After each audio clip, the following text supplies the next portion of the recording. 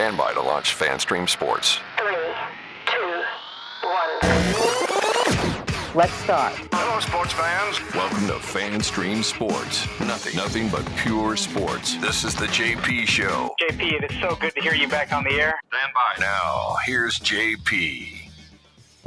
All right, welcome into a Friday edition of the JP Peterson Show here, coming to you live from our Jeeves Law Group studio in beautiful South Tampa on another gorgeous day in Tampa Bay. Joining me, as always, my good friend IndyCar Tim Ham from our Dallas affiliate, DSP Media. What's up, partner? How are you? Good morning from a frigid FanStream Sports Studios here in Dallas. It was 27 degrees this morning. Oh, better get used to that. When does your power grid go out, by the way, with all the windmills in the richest oil state in America? So we're already being warned by our power grid, ERCOT is what it is. We're already right now, they are preparing us saying, look, you guys, it's probably going to get cold again this winter. If we have more sustained days, consecutive days of like 20 and below, like we've had the last couple of winters, get ready for the rolling brownouts again. How do these climate experts that supposedly know everything not figure out that it gets cold every year in Texas? And to prepare for it with our power. You know what? It's your BS. Power grid. How do you have the most oil anywhere and your power grid goes down? Can you please? What kind of idiocy were you guys talked into there? It's greed, JP. It's like everything else. Yeah, it's fantastic. Anyway, we got bigger fish to fry here. Speaking of politicians who have no freaking idea what they're doing, the city yesterday approved the bonds for this Rays circus deal. I don't know are they building a big top or are they building a baseball stadium? I haven't figured that out yet because it's a circus and it continues to be. So let me set up the show first before we get into all that. The Bucs may be in trouble this week, folks. The injury list is like a Walgreens receipt. I got major issues with the Raiders coming to town. Yeah. And the Bucs are really beat up as we go further and further into the week, trying to see who's going to play and who's not going to play. I'm very concerned. I'm going to talk some college football today. There's some bowl stuff out there. Maybe the Gators in Michigan playing in the ReliaQuest Bowl here locally. That should get some eyeballs. And most of the players should play. Even more important. That would be fun. We got some John Gruden news to get to, Belichick to get to. Belichick coaching college football. Oh my God. Please. Oh my, somebody needs to do one of those cute little skits, about Bill Belichick recruiting, the number one quarterback. Well, we got a really good offense for you. Think we can really maximize your opportunities and your talents. Yeah. My girlfriend's the same age as you. Do you know her? Don't date my girlfriend. No. Please don't steal her.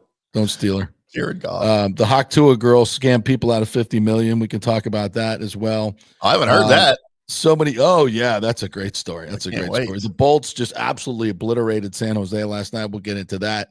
Lots to get to here on the JP Peterson Show. And our good friend Evan Klosky from Channel 10 is going to join us at 10:30. We've got Handsome TV guys joining us here today. And also we'll have Dan Lucas from News Channel 8 to join us as well. So that's a show right there, right? That's a show. Heck of a show, man. My lowest common denominator guest that I have on. Did you see this last night? Twit. I hate to call him a twit because he claims he's a Marine. I guess he is a Marine. He rips into me like, JP doesn't know what the hell he's talking about. He just gets paid for clicks. By the way, I don't get paid for clicks. Right. He said you were clickbait. Yeah, it's not how it works. But anyway, it's not how our business works. We have sponsors at the bottom. That's how our business works. Right. But anyway, and he's like, yeah, he's on it for clicks, and he doesn't know what he's talking about. All he does is bring on lowest common denominator guests each and every day. I'm like, oh really? City councilmen are lowest common denominators?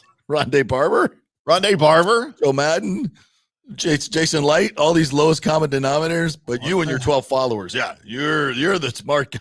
You're the smart. Anyway, love Twitter. Absolutely love Twitter. But anyway, I digress. So yesterday the city passed the bonds, and basically the theme of the day was we're going to call the Rays bluff.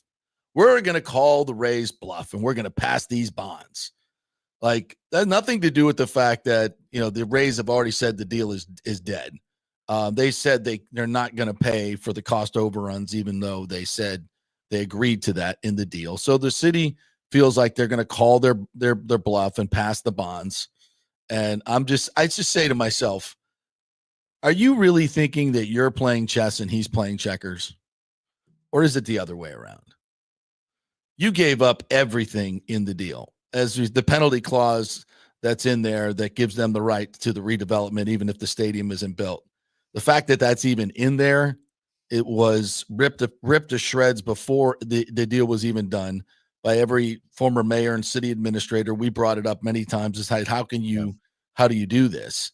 And it was all leading down this road. And I know there's a lot of people that are optimistic. Well, we're gonna get the commission, the county commission, to play along and vote the bonds. I don't think that's possible, but let's just say it even does. And if there's somebody that's at least I think has some idea what's going on here on this council, Lynn Hanowitz, she voted no yesterday, and I think this kind of sums it up. Hanowitz said she spoke to Silverman and was told the Rays decided not to come to the meeting yesterday. So your partner for 30 years, that's a partner in a $6.5 billion redevelopment, your partner, and a $1.7 billion stadium, your partner for 30 years, okay, doesn't even show up for these votes, writes letters saying they're not going to pay for their portion of it, blames the county commission, all these things that are going on. Not trying to find solutions, not working together with the two commissions, being very transparent and giving public commitments, all these things. No, not doing any of those things. I mean, this is something that is obvious that should be happening to all the people that want this deal to be done, and it's not happening. So as Hanowitz said, quote, there's no commitment to move forward. There's no clarity. That's what will happen with all the agreements between the parties. And this is how a 30-year relationship is ultimately beginning. So, I mean, and that to me wraps it all up.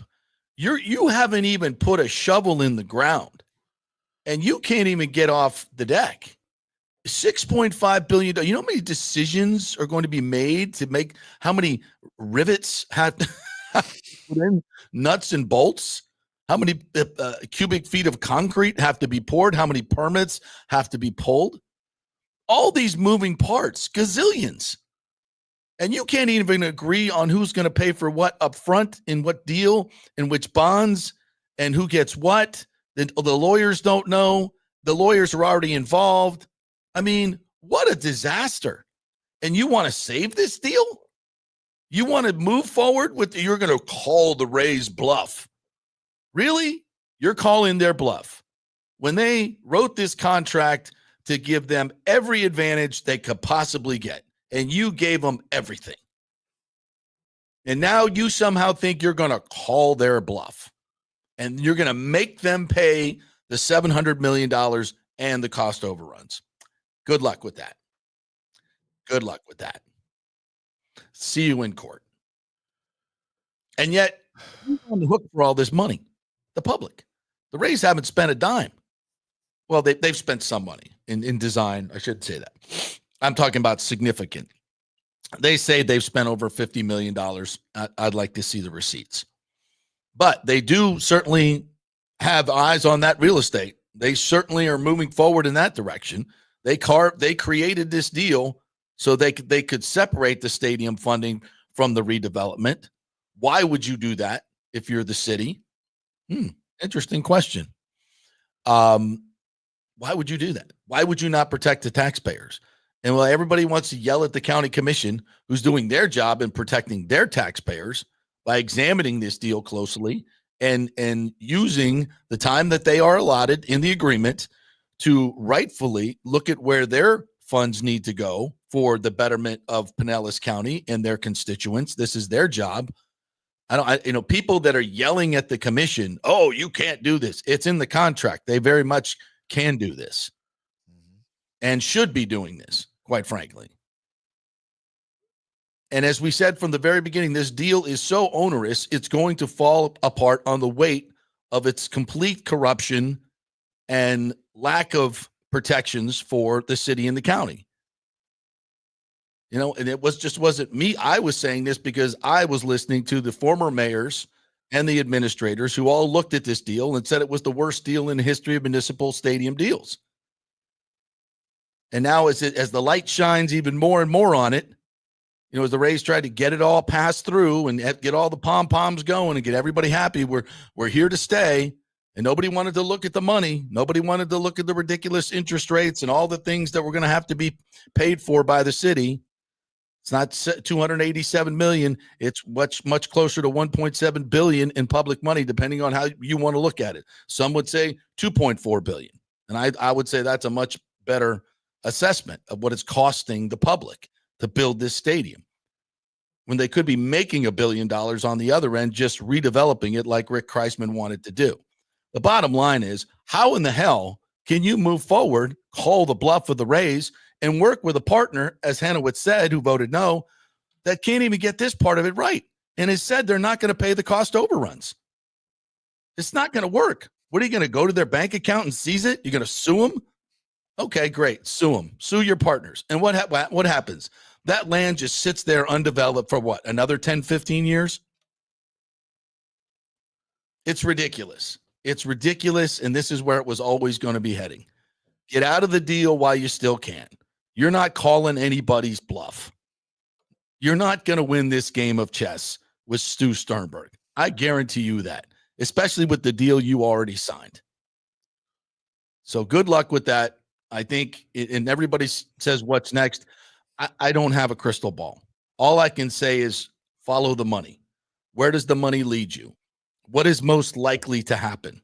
Major League Baseball does not want to leave this market. No matter how many times John Romano writes it in his column, Major League Baseball, he never quotes Rob Manfred when he says the Rays are going to leave. He never puts the quote in there about how Rob Manfred has said many, many, many, many times, we're not leaving this market. But he seems to think that, yep, they're definitely leaving the market. I don't know why, because you got to have Major League Baseball approval to leave the market. Stu can't just sell the team and up and move them. Can't do that. Got to have a relocation fee, got to have votes. The MLBPA has to agree to it, all these things. If Stu could do whatever he want, we'd have a split season in Montreal. It's not going to happen. The owners told him that ain't freaking happening, and they're not moving. They love the market.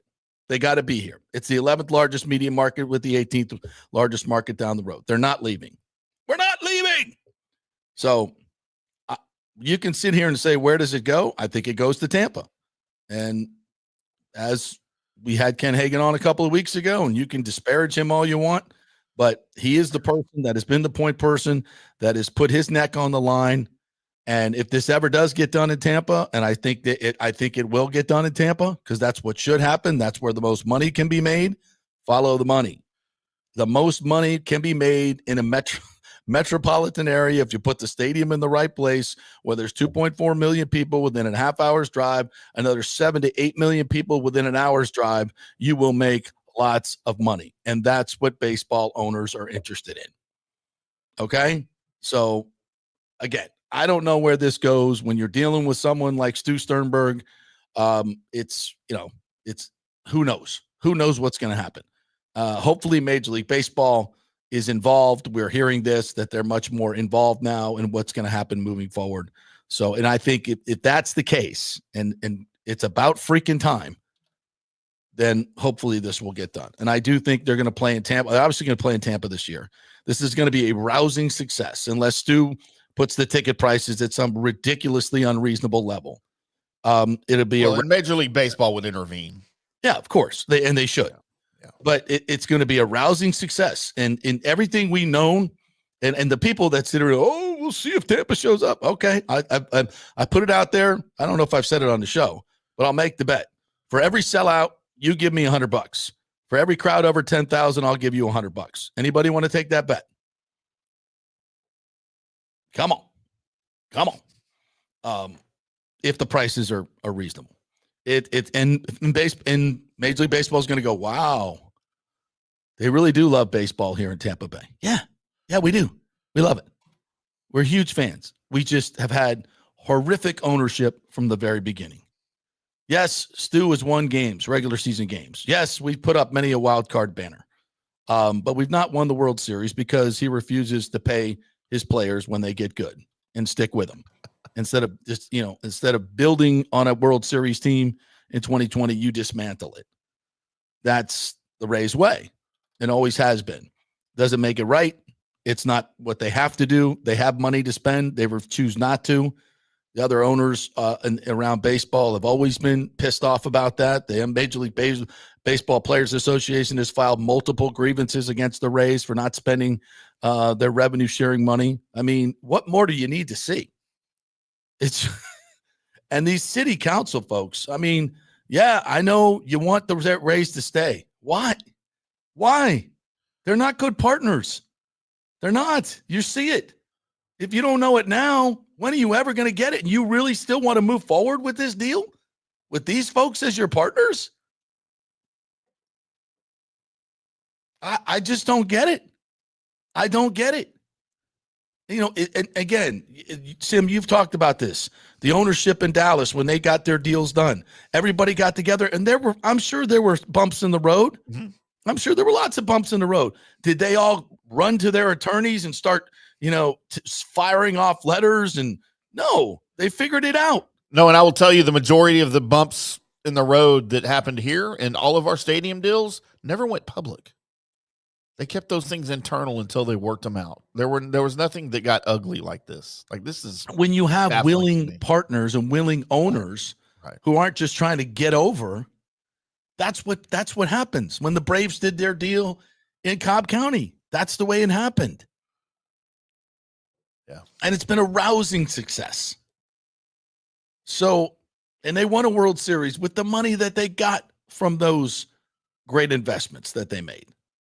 This is not rocket science. It just takes willing, honest partners to get the deal done and to get over these hurdles and not look for ways to sue or get out of your obligations at any moment when those things pop up. Right. So we'll see where they go from here.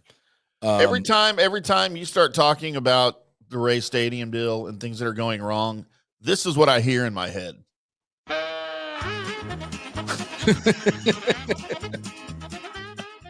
And I see that should be the soundtrack to the city commission meetings.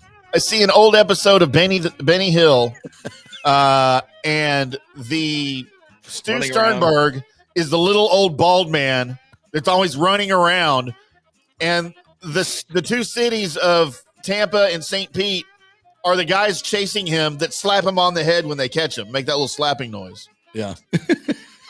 Lifting up skirts. It's so freaking it's funny. Under there. Yeah, it's ridiculous. And I don't know. And I think Commissioner or Councilwoman Hanowitz nailed it. Like this is where we're starting. We're not even into it yet. This is where we're starting. And you want to do this deal with these folks? You can have all the contracts you want, right? You can have all the contracts you want, but if you don't have willing partners, if the Rays say, well, we're not going to pay the cost overruns, all right, and they start building this stadium, well, who's going to pay for them? Who's going to end up paying for them? The city and the county, because they don't want to leave. What are they going to do? Leave half a stadium? The Rays can just pick up and leave. They don't have to pay. Yeah, sue them. Okay, good luck with that. And you still got a half-built stadium. This is what Richie Floyd was talking about a couple weeks ago when he came on the show. This is what happens. Even if you have a public-private partnership, in the end, the bottom line is it's all on the public, because you're not gonna sit there and let the redevelopment Tropicana Field area and not redevelop, right? The Rays don't care. As long as their balance sheet is good, they can get up and leave. They're gone. So, yeah. Some of the comments coming in this morning. Rick says, Big Top Stadium, they have enough clowns to fill it besides the smell of elephant shiz. Not too bad. Mike H said, after hearing your interview with Ken Hagan, I don't think Tampa is in play. The 65 acres of land is the crown jewel of the whole deal, and the Rays and Hines development will not let it go. Well, there's the problem, Mike. The development and the stadium are separate deals. They're not the same. And that's the way the Rays crafted it. He pointed it out that way. Yeah. Yeah. So I don't understand why you don't think Tampa is in play. Why is it not in play? Because of the real estate deal. He's going to get the real estate deal and not build a stadium. And in my opinion, that's what he always was going to do. Cody says, love your show, JP. I think the Rays will do better in Tampa, and MLB wants it in Tampa. Absolutely. Again, Occam's razor. The most obvious solution is the solution. Duh. And that is it. Mike says it's 7D chess at this point. Wow, that's big. That's heavy. Jeff Stutler says Mayor Welch is playing Yahtzee. Not even checkers. I used to love playing Yahtzee. I still love Yahtzee. I love just yelling the name Yahtzee. I dominated Yahtzee. You have to think MLB is getting fed up with this, and you better believe that they're working behind the scenes with Hillsborough to get a new owner and e-board done quickly. I believe that's the case, Daniel. I think you're spot on, and you know things. You mentioned that anonymous billionaire that you spoke with back on July 4th, and correct me if I'm wrong, wasn't that the person advanced discussion to buy the Rays once the TV deal got done? Yes, that was him. And the TV deal is now done. At least they know what the outcome is in terms of the bankruptcy. And they're, as the Rays are redoing their deal, the Cardinals are redoing their deal, and it's there's going to be other revenue streams. But where Stu was genius was he got a lot of that money up front. And that's where the $500 million came from, or most of it, that went into the separate account in that lawsuit. If you want to go read up on that, the partners lawsuit, I think that's still public record. The actual lawsuit. Daniel said Hagan wouldn't be this aggressive and bold if Hillsborough didn't believe a deal could get done with the Ebor and News Rays ownership. I believe so. Because why? I mean, why would he start this up again if he knew there was, Stu was still going to be in play? Because that's not going to work in Tampa. William Madden says, if you believe that, I have some swampland in St. Pete for sale. Believe what? I don't know what he's referring to. And Hyde's construction will back up Rays financially because the overall deal is worth so much. Then why aren't they stepping up? Where's Hines? By the way, Hines already stopped a deal in San Diego, a multi-billion-dollar deal they were doing in San Diego. They pulled out of that and just left the whole deal undone. So and that was as of like 4 or 5 months ago. I haven't checked up if they've restarted that, but yeah. They just bailed on it. So interesting to know. Both parties are dysfunctional. I would agree with that. Scott says it's going to end up at West Shore Mall. No, they're doing they just got the permits all done for the West Shore Mall thing. That's going to be condos and another entertainment district and all those type things, residential businesses. They're going to just wipe that mall down, wipe it off, and start over, which will be interesting. Kind of another midtown development that we saw not far from that's been wildly successful. Rick says, dealing with Stu, you don't know what's going to happen. Yes, you do. Bend over and grab your ankles and give up your wallet. Yep. If Tampa could sell out 10,000 every night, shame on them. St. Pete was averaging around 17,000 per night. Yeah, they were mostly people from Hillsborough, number one. And that's in a 40,000 seat stadium. I know they don't open the upper deck, but still that's the capacity. All right, I will get to some of these a little bit later on because I want to get to some other stuff before we get to Evan, because we're going to talk some baseball there. The Bolts last night. Actually, I want to go back to the Bucs here. This injury list is it is long, to say the least. KJ long Britt, and distinguished. As long as distinguished, like my Johnson. Like my Johnson. What's that from? Is that Animal House? I don't know. Well, look it up. KJ Britt, ankle, has not practiced. That might be a good one. Mike Edwards has a hammy. Oh, it's from Top Gun, right? It was Top from Gun. Top Gun. Yes, that's right. Yes. Mike Edwards, hammy, has not practiced this week. Doesn't look like he's going to play. Mike Evans has not practiced this week, but I think he is going to play. But he's got a calf injury and a hamstring injury. Yikes.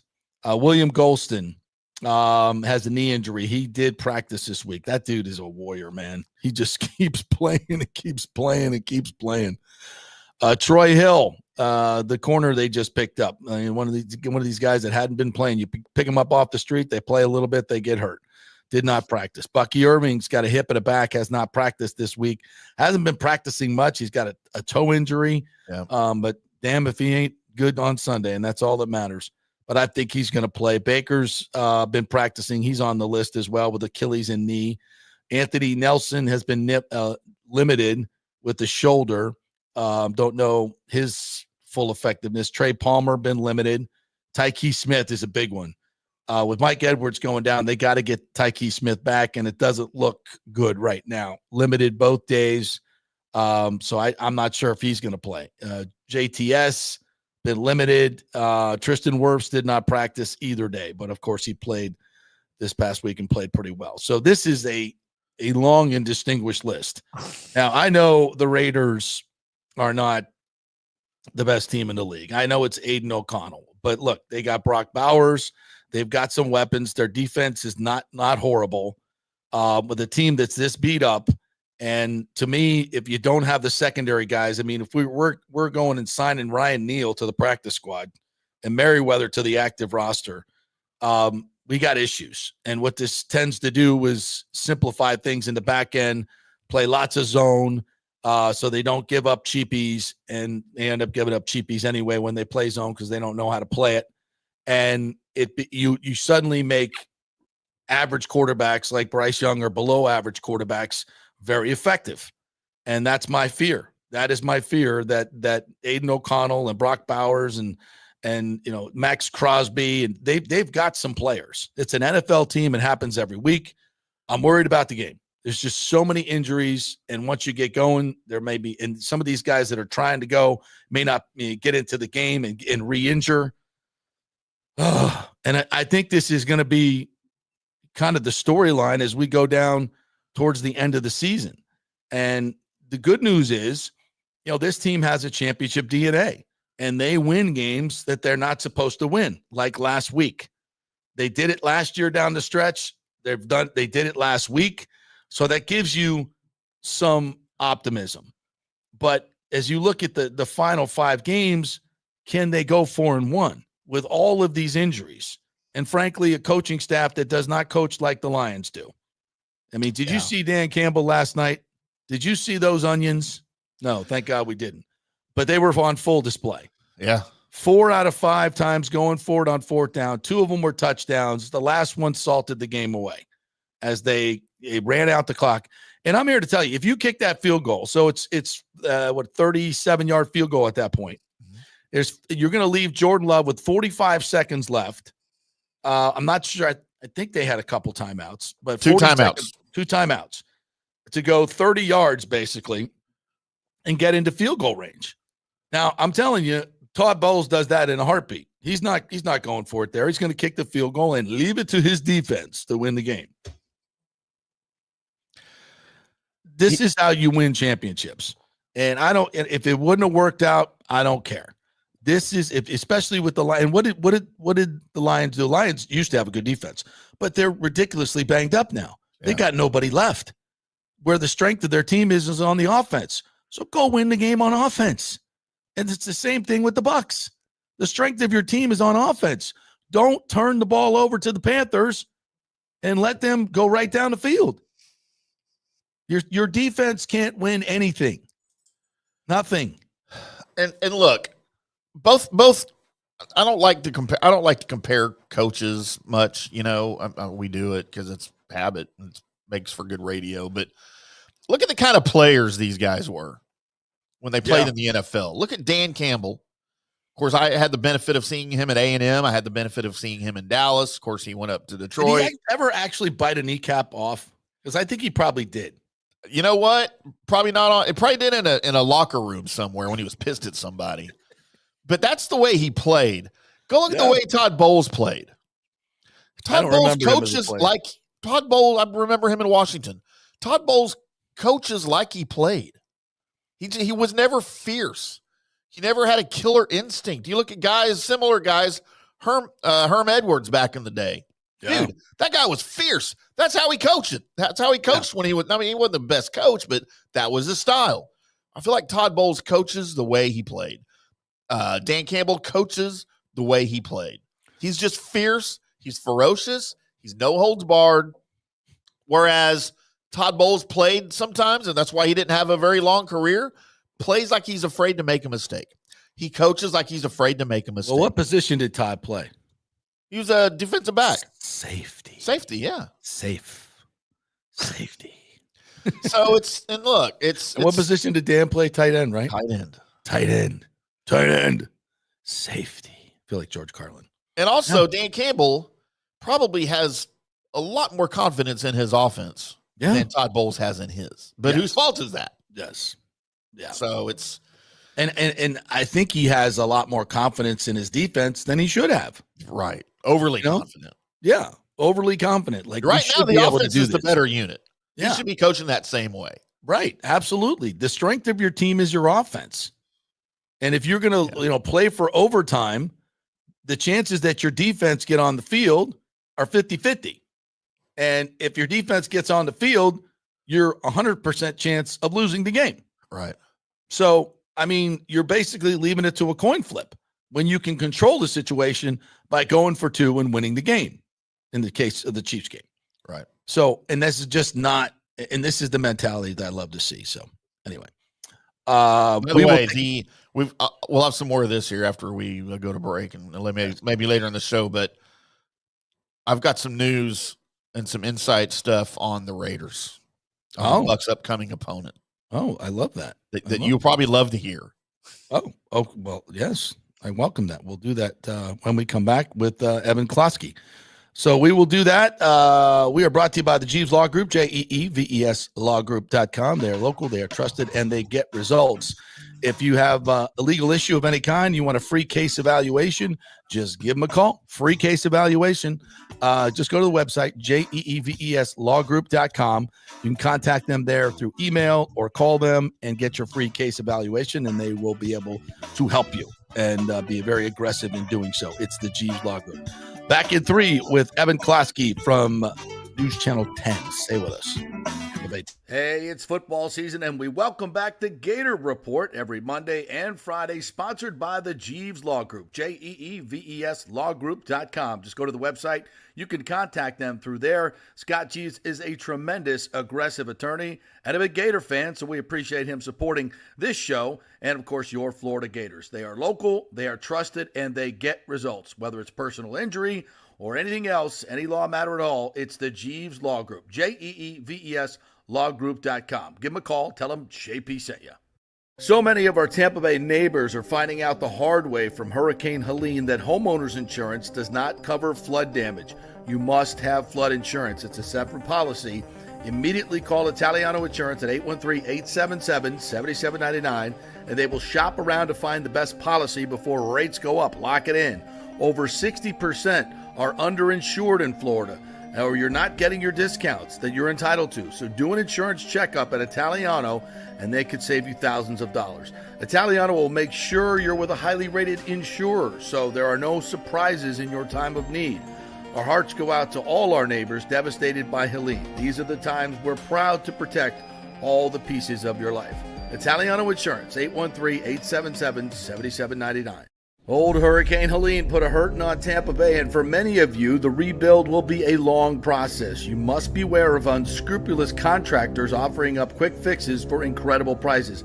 It's a scam. So go with long-standing, reputable companies like Third Generation Plumbing and AC. My friend John Rodriguez has been serving Tampa Bay since 1995 with hundreds of 5-star reviews. If you need a new AC system or any home repairs from Helene, they will work with insurance companies to get you taken care of quickly, expertly installed, of course, and a 1-year maintenance plan and 10-year warranty included on all AC units. 0% financing for 60 months.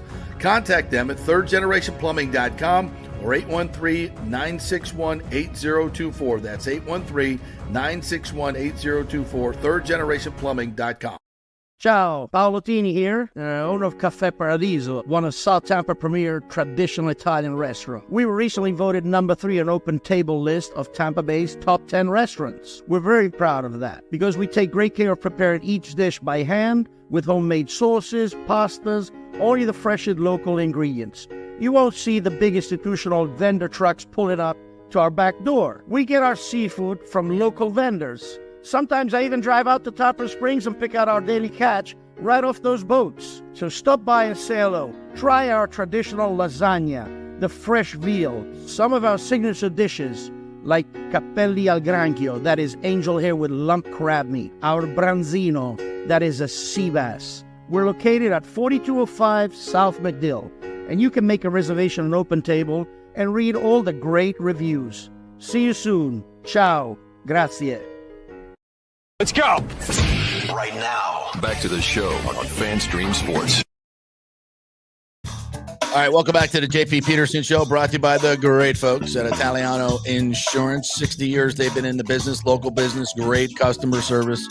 Charity is freaking awesome. Give her a call over there, 813-877-7799. You're getting those insurance bills for next year. Shop it around. There's new companies coming in. Spoke to somebody last night in the business. They're talking to me about which companies pay and which companies don't pay. State Farm. So make sure you are with a good company. Italiano will make sure you're with a good company that pays out when times are tough, and you need that money. So go to italianoinsurance.com or give them a call at 813-877-7799. All right, let's bring out our good friend from Tampa Bay 10, their sports director, the great Evan Klosky. What's up, partner? How are you? I'm doing well. How are you? Well, I hope you don't have to go to these city council meetings. I hope you're just taking them in virtually, right? Yeah, I'm. The crazy part is I'm doing like 9 things at once when those are happening. So I'm putting together the sportscast, and then I have the city council meeting in one ear, and then the minute that I hear the agenda item pop up, then all of a sudden I'm like, oh crap! Or I drop this, listen to that, and then I'm screen grabbing whatever I can, and then the next thing I know, the sportscast is happening in like 30 minutes, and I got half a show to still do. I'm laughing because I've been there, brother. You don't have an army of producers helping you out? No. Well, the news they are doing the news people are doing their thing, Yeah, but Aaron's doing a great job. at the same point, I don't want to play catch up where it's like on my plate where I got to listen to this meeting in like 2 or 3 hours later. So I like to just get it all done at once and listen to it in live time. So to be fair, they are doing their job, but I am mostly just an extra hand for them, and I just want to make sure that I know what the heck I'm talking about. You need underlings and interns to be doing all of that stuff for you, and then you just show up and do your thing, right? That's how we do it. I've been waiting for that. Like, come on, let me just walk in at 6:00. Let me do my thing. I'll take you some scripts. Oh my God. Show up and Dude, say what I gotta say and leave. I'll tell you a quick story. Well, first of all, I used to help produce for Chris Thomas back in the day, and Chris would, he would show up rather late from straight from Tampa Bay Downs. And we, the great Dave Cook was our producer. That's back when we had, we had 8 full-time people working at 10-8 in the sports department. Can you believe that? We don't have 8 people in the whole newsroom. I know, it's crazy. So I was applying for a job in Charlotte, North Carolina. Quick story. And this guy by the name of Howard Johnson, he was like in Charlotte. He was an absolute icon. And I'm applying for the job, the weekend job, the number 2 job. So I'm down there hanging out, and the producer is there, and he's doing all the work and everything. And I'm looking at my watch, and it's like, he had a 550 hit and a 620 hit. I'm looking at my watch, and it's like 5:30 now. And the dude hasn't even been seen from. He comes in at like 5:35, and he goes, "Hey, what's up?" And the greatest guy in the world gets on the phone, just starts picking up the phone, talking to people like, "Oh no," it's just talking NASCAR or whatever, just like. And I'm like, "Who's that?" He goes, "Oh, I don't know, just somebody calling, just like everybody just call and talk to Howard." And he'd just grab his scripts and he'd walk out onto, the producer would hand him the scripts. He'd walk out onto the set and he'd freaking nail it. He'd nail it every time. And it's, we go to dinner and, it was just the most bizarre thing ever. He just, and that's the way that was the old days. You had an army of producers. You were the dude. You walked in, you read your scripts, you went to dinner, came back at 10:45, somebody put your makeup on, handed you scripts, and you did it. Like, come on. And you're making $500,000 a year. So, yeah, those days. So that's what's going on with you, right? Bring me back to those days of the 90s, baby. We did last night for the Bolts, man. The 90s were the greatest decade ever. Yeah, they were. Yeah, but anyway, times have changed. So anyway, you're doing a great job. Your multitasking is phenomenal. So before we get into that Rays mess, let's talk some football. I'm concerned about this Bucs team this week because they're so freaking beat up. especially in the secondary. And I know it's Aiden O'Connell, whatever. This is an NFL team. They got Brock Bowers. They got Max Crosby. They got players. I just think I don't know if the Bucs can continue to walk this tightrope and with the injuries. What are your thoughts going into this one? I'll say this even before we get into the X's and O's, because in a very black and white standpoint, I think that the Raiders do present some issues for the Buccaneers. And considering Las Vegas the reason why Las Vegas has 2 wins is because of their turnover differential. They don't force any turnovers and they give up all the turnovers. It's a -18. So they've lost a lot of games because they simply are just coughing the football up. I mean, like, they have not won one game this year in the turnover differential department. They've tied in the turnover differential department 2 or 3 times, but they have yet to ever win in the turnover differential. So you got to hope that a Todd Bowles defense, which hasn't had an interception in 6 weeks, is going to start making those turnovers happen. But I will say, from a non X's and O's standpoint, I do think that this is a really, really good spot for Tampa Bay. One, this is a sandwich game for Las Vegas. They're 2-10. They got nothing to play for. I don't think they're going to be able to get up for a game 1:00 in Tampa. They're coming off of a prime time matchup against the Chiefs where they could have won against them. And then next week they play on Monday Night Football against the Falcons. And if you're a coach that is on the hot seat like Antonio Pierce is, who could get fired, the number one thing you cannot do, and we just saw it with Eberflus, is screw up on national television. Great point. So I think that the Raiders are going to be full, and by the way, they're home in that game. So they're home national television, which you don't embarrass owners on national television, especially at home. And so I think they're going to have one eye focused on the future of that game on Monday night and making sure they put together the best performance possible against the Falcons, which is good news for the Buccaneers, right? Yeah. And so in the middle of both of those primetime matchups for a 2-win team, it's a 1:00 game in Tampa, a Tampa team that just went to Carolina, played the worst game they have all season. They had no business winning that game. Yeah. They don't have to apologize for it, but they were terrible for a large chunk of that contest before they just decided to run the ball down Carolina's throats.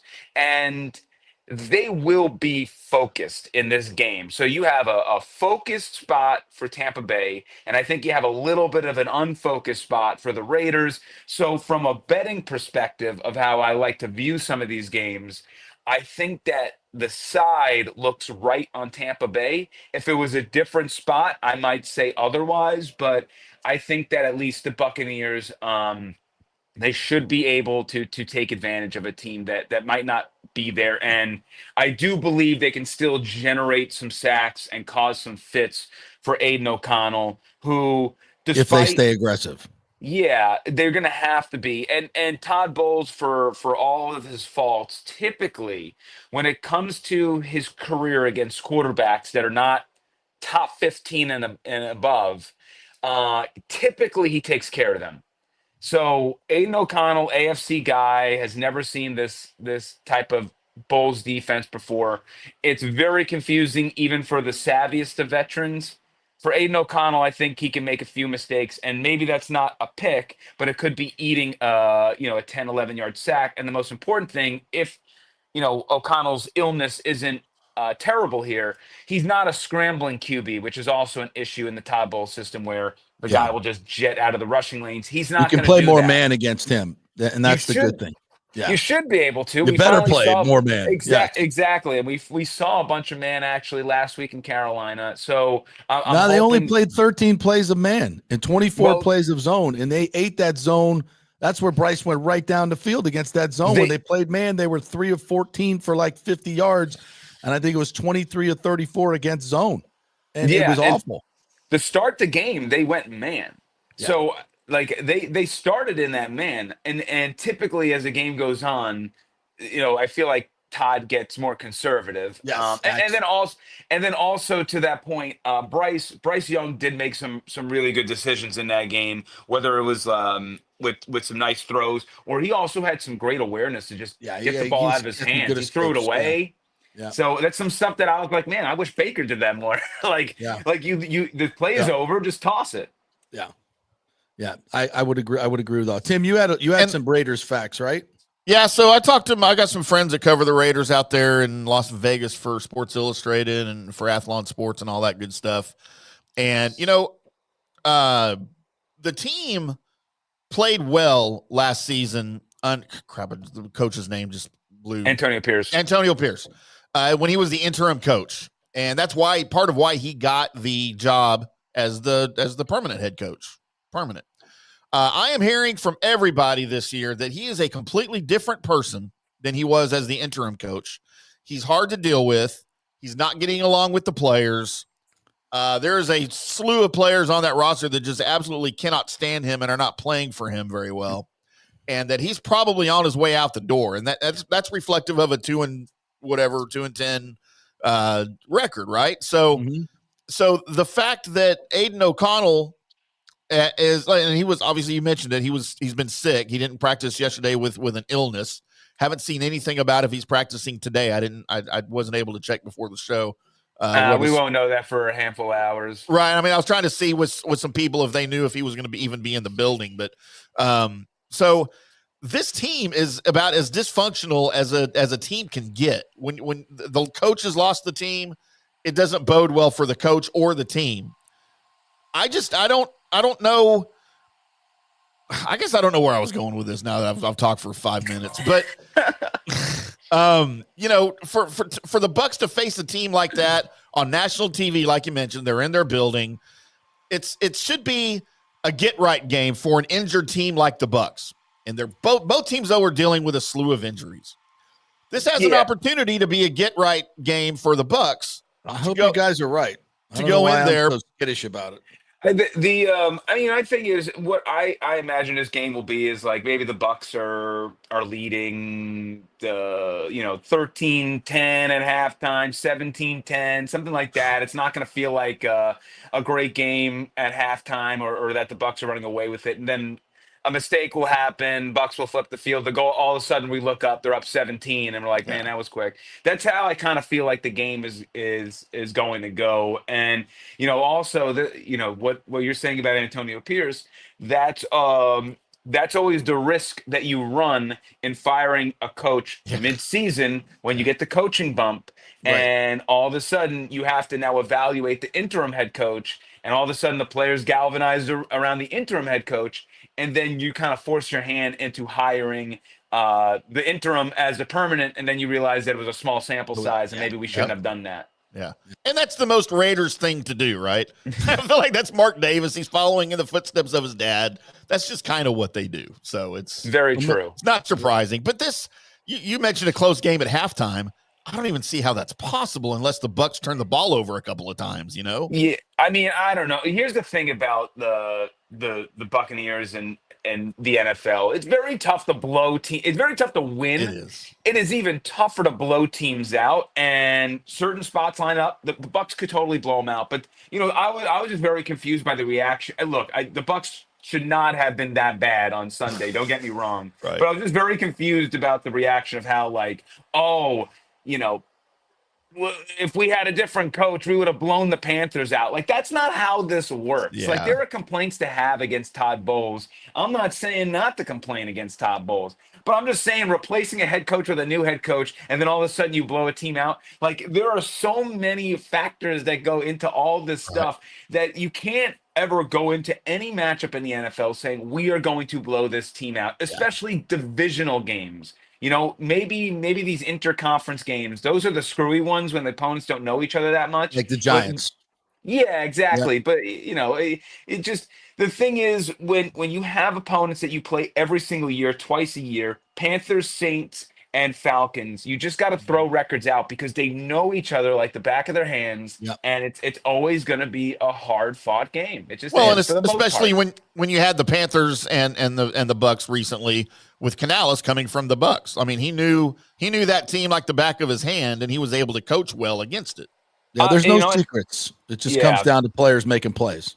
And I will say I think a little bit there in the beginning was us seeing two coaches that knew each other very Yeah. well because the defense I thought at the start of the game was perfectly fine. I thought the defense did a pretty good job there in Carolina for the most part, outside of that final drive where they gave up the touchdown. Yeah. But for the most part, the defense did its job. The offense, for once this season, it was like, where are you guys? You're bringing the team down. So, I'm not expecting the defense for the Buccaneers to go out there and hold opponents to under 14 points, right? That's not what this unit can do. And I don't expect them to do that with No. all the injuries they have. The offense has to do its part, and then the defense just has to do enough. So in Carolina, the defense did enough. The offense did not do its job for most of that game. And then finally got I it might going, push and back it on that happened. a little bit. I think they did enough because Panero missed 2 short field goals. If Panero makes those field goals, it's a totally And they different. got breaks. Yeah, and they got breaks for sure. Yeah, it's a totally different deal. And that pull by Nelson, that was a great individual play. The Carolina was going right down the field, going to kick the field goal. I can't get the defense any credit, especially against a team that is not that good. And Bryce Young, I know they played better, but it's still Bryce Young, and it's still a team devoid of a whole lot of weapons. But Anthony Nelson made the play. Not to say that the defense deserves all the credit, but on what the Panthers did get 2 field goal attempts off of turnovers from Baker Mayfield. So I to That's counter true, too, that short fields. Two Bad picks. Exactly. So, I think on those, if we cancel those out, then I think we're pretty much at, as I said, it was a good enough performance. I don't think there's a difference between good and good enough because of where my expectations lie Right. with the defense currently. They won. So, exactly. So, in the end, it's not certainly a performance where I'm bragging to the defense, hey, we got to keep doing this, right? No. But I think that I have such higher expectations for the offense that the disappointment lies on that side of the football in that game versus whatever we saw defensively. Well, I hope you guys are right. I hope this is a soft spot for the Raiders, and the Bucs get right, as you said. All right, to the Devil under the big top in St. Pete. Now it's I'm sitting there watching this commission meeting yesterday and listening to Hanowitz, who I think was probably the most objective of the group, someone who has been for the deal and voted against the deal. She's always been kind of on the fence, but I think she said it best yesterday. Basically, I'm paraphrasing here, is that, this is where we're starting in a 30-year process with these guys. And we're in this, this is supposed to be a partnership. We're supposed to be working together. And now this is where we're at right from the beginning. They don't want to pay the cost overruns and blah, blah, blah, blah, blah. Basically saying, even if we call their bluff and do we really want to move forward with this deal with someone who's not a willing partner? $6.5 billion. And we don't know what the county's going to do. It's just, to me, you can have all the contracts you want. In a deal this big with so much money, if you don't have willing partners that are going to work together, this is going to be a disaster. I don't know what the right answers are, but I know this. It's a disaster now. You can point fingers at the Rays for not living up to what they're supposed to do. You can point fingers at the county for delaying the vote. I wouldn't do that. But I just see that it's such a circus at this point. Can it ever be fixed? Can it ever move forward with you've got 3 partners that don't trust each other? They don't trust each other anymore, and for good reason. Yeah, it seems like the one thing from the city council meeting that I noticed yesterday versus the last one, I think you heard some city council members mention this, is that tensions were rising and they were getting angry, right? Which is why Yes, they delayed they the were. vote. And they took the breath. It looks like a cohort has met with Stu and company. So there is some sort of idea of what's happening here. I don't know what the idea is, but certainly there's mixed messaging all over the place. Certainly from the Rays, there's mixed messaging. The deal is dead. Oh, and then we hear, Gertis yesterday is like, well, the 2028 version of the deal is dead. It's like, oh, I don't know. I heard Brian Hall there at the city council commission meeting say, It's pressed dead. by Hanowitz, it's dead. He said, yes, it's dead. It's dead. Like, that's what he said. He said Yes. that. Not me, not no one. He said that. Brian Hall said that. So, sometimes watching this stuff, I feel like I'm taking crazy pills. But I know um, it is. but then they're like, oh, and that's what it's like. Well, no, we didn't technically say this. It's like, yeah, I don't care what legal mumbo jumbo you have. Like, you're not sending in the termination letter. Of course, you're doing a bunch of scare tactics. I get it. I get all the stuff that you're doing. All right. The fact is, with the way that you're talking and the way that you're acting, they're two different ways, which is always a tough place to analyze because we don't know the full picture, and then we get yelled at for not knowing the full picture. Right, It's right. like that's what I don't get is like you guys are being disingenuous, and that's not like the point to the race. It's everyone's trying to send us on a different path.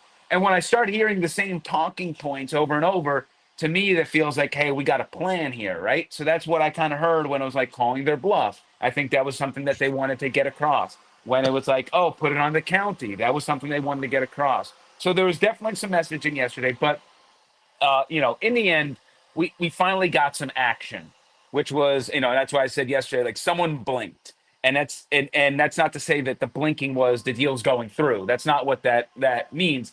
Blinking means we were in a holding pattern of you had a team saying that the deal is dead. Hey, if the deal is dead, send the termination letter. Nothing was sent. We have the county saying, delaying votes. We had the city council delaying votes. We had everything in a holding pattern. And now finally the city has said, you know what? We're doing it. And now it's up to the county to see what they do.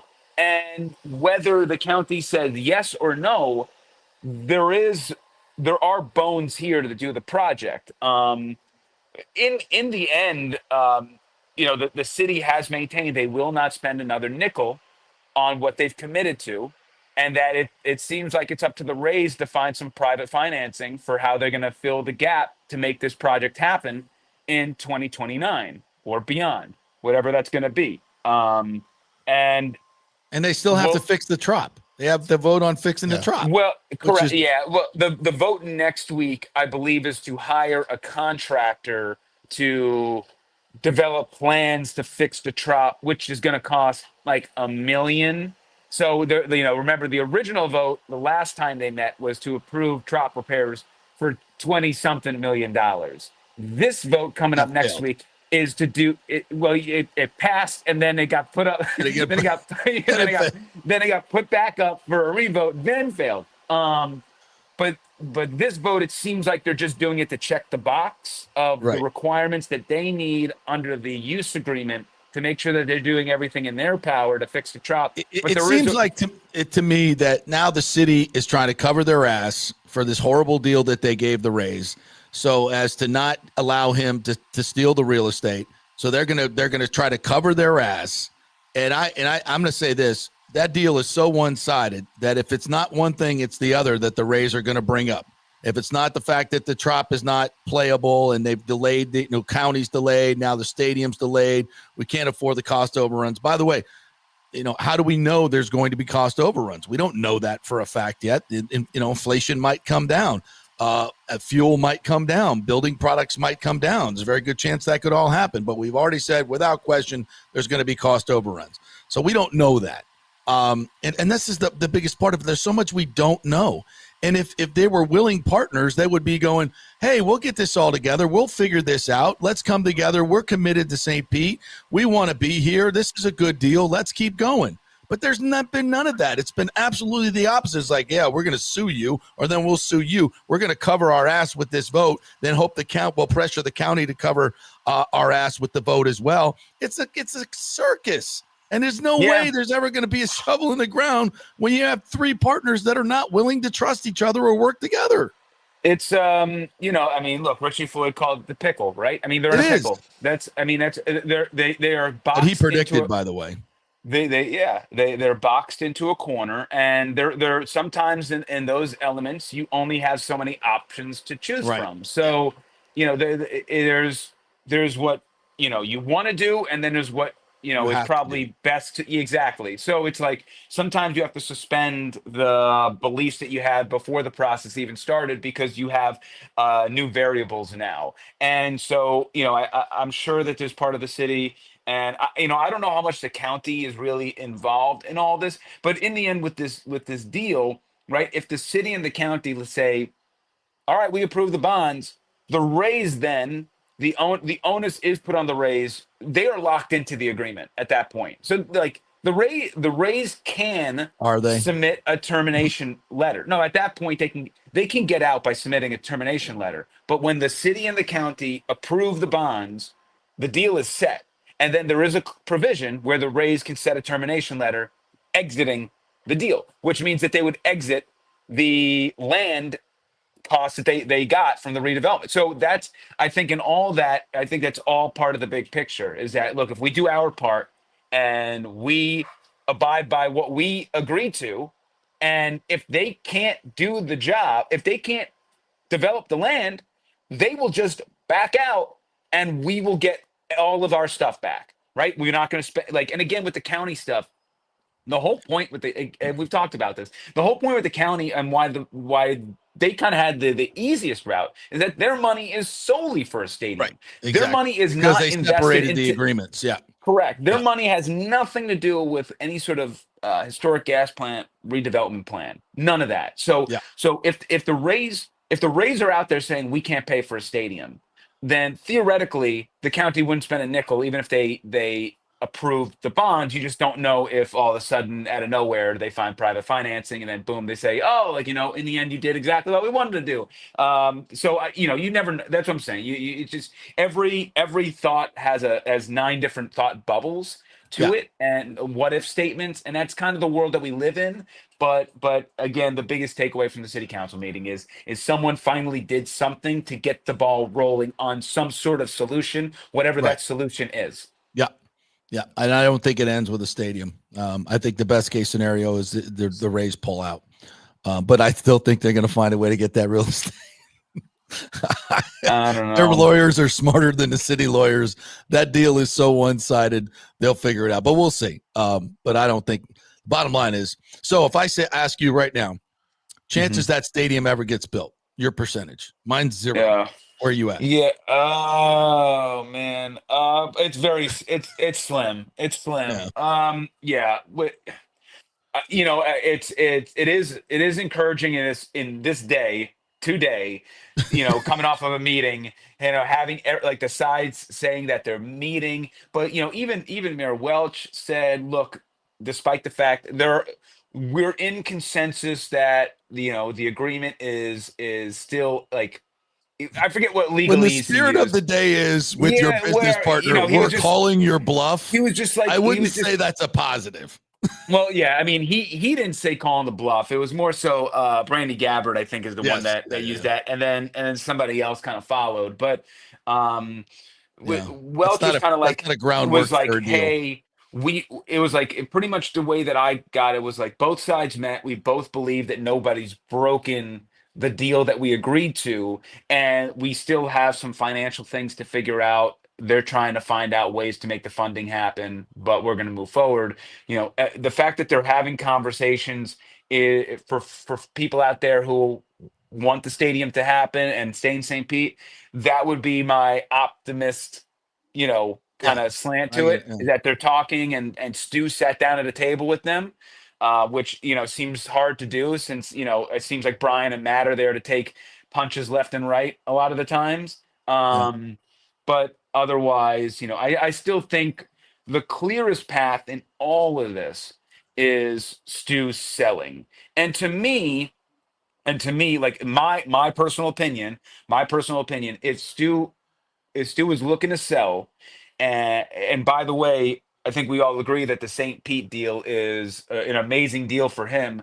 I really don't understand why he wouldn't kind of broker some sort of deal with the county and give them a little bit something off the stadium rights or whatever they use for stadium, where the county can get some sort of money and funnel that, and kind of tip one guy over the edge, and then at that point get your stadium, get your valuation up, sell the sucker, and make it somebody else's problem. Like, I don't understand why you wouldn't do that unless there is somebody on the Tampa side or somebody else somewhere else that says, I got all this money and I'm only in if this happens. So, and I think that's where that's heading. All right. I got your I won't even call him your competitor, Dan Lucas, waiting in the wings, but your cohort. He's been waiting. Nah. He's been waiting, listening to you. I To know. bring on- That's perfect. Oh, here we go. We'll add him to the stage. Can we do this, Tim? Can you? There we go. Let's get all 4 of us idiots in here at one time. Then Wow. there we are.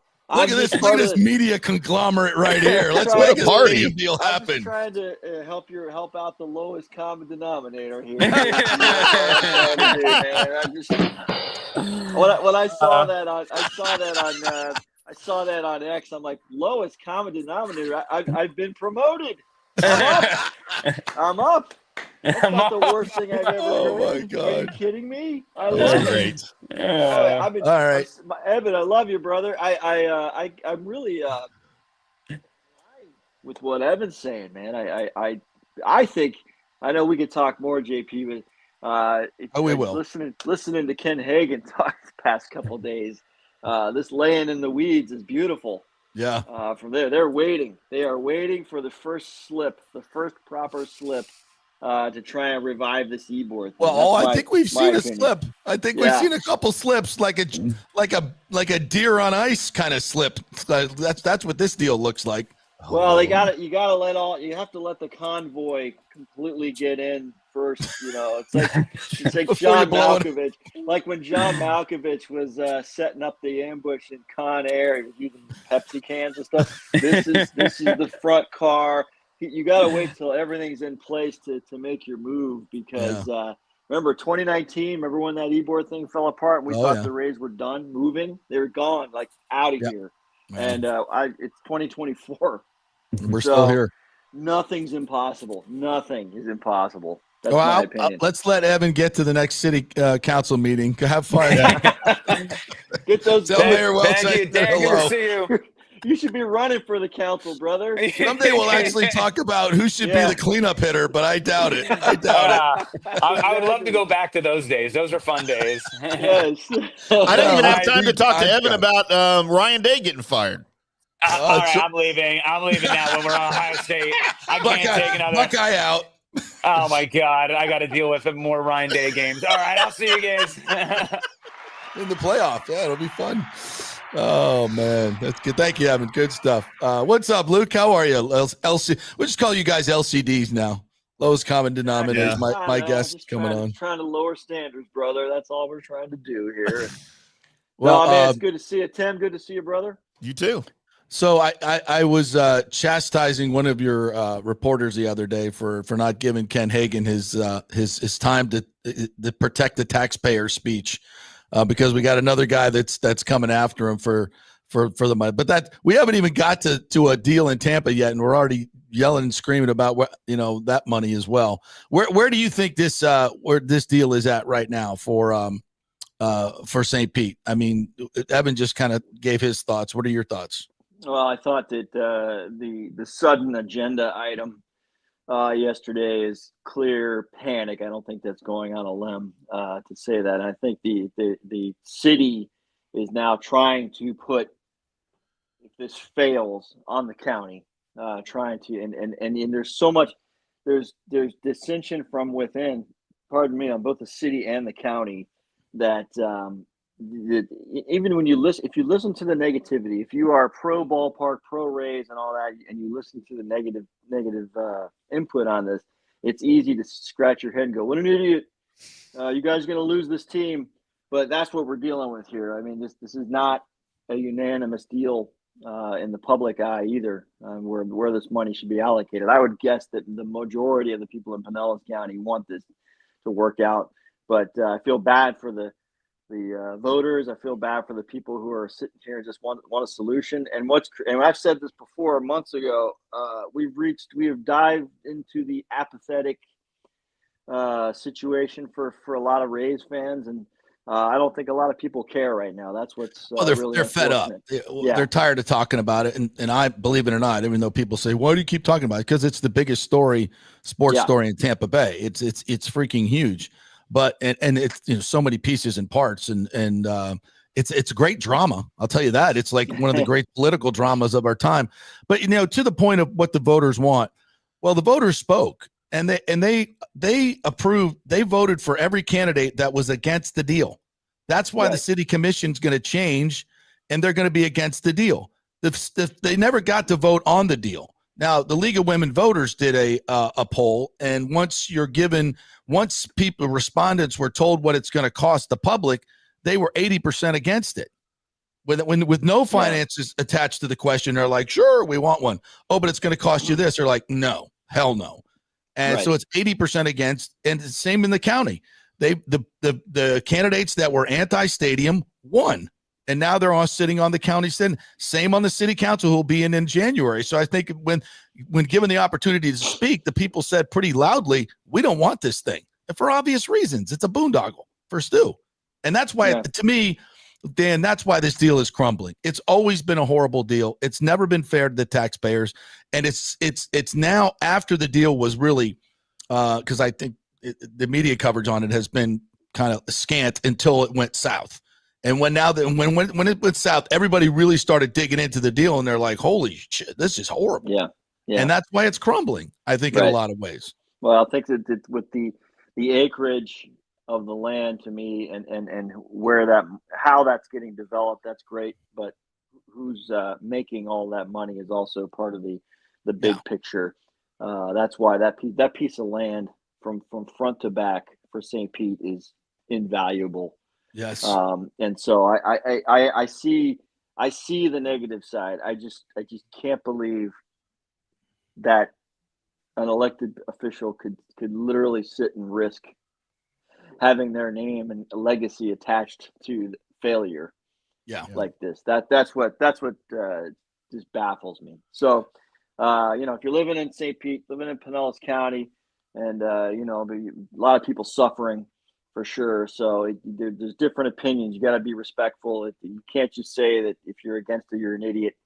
But at the same time, the big picture of professional sports in the Tampa Bay area, the landscape of our, where we are, in the United States, really, it has a place, and it should be here.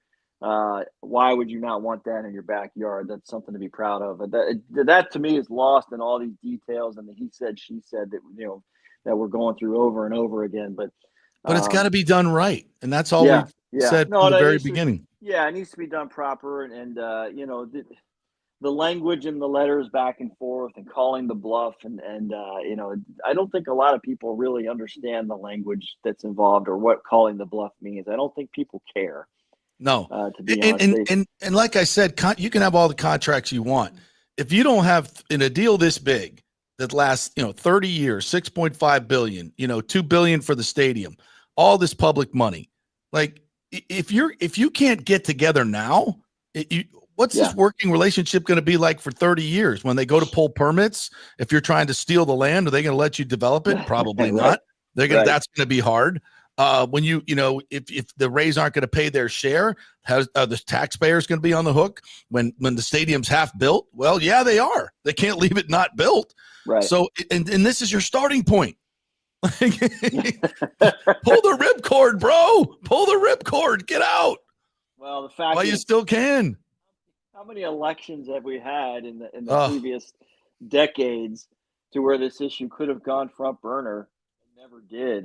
I remember. I went back to the 2008 World Series, 2008, and it was Bud Selig's press conference at that World Series where he said the Rays need a ballpark as soon as possible. In Tampa. 2008. He said specifically, he said he said it was always supposed to be in Tampa. Yeah.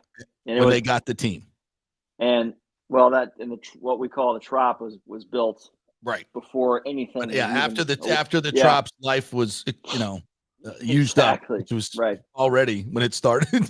In 2008, it was done. Yeah, it was done at that point. Yeah. The roof was already too old.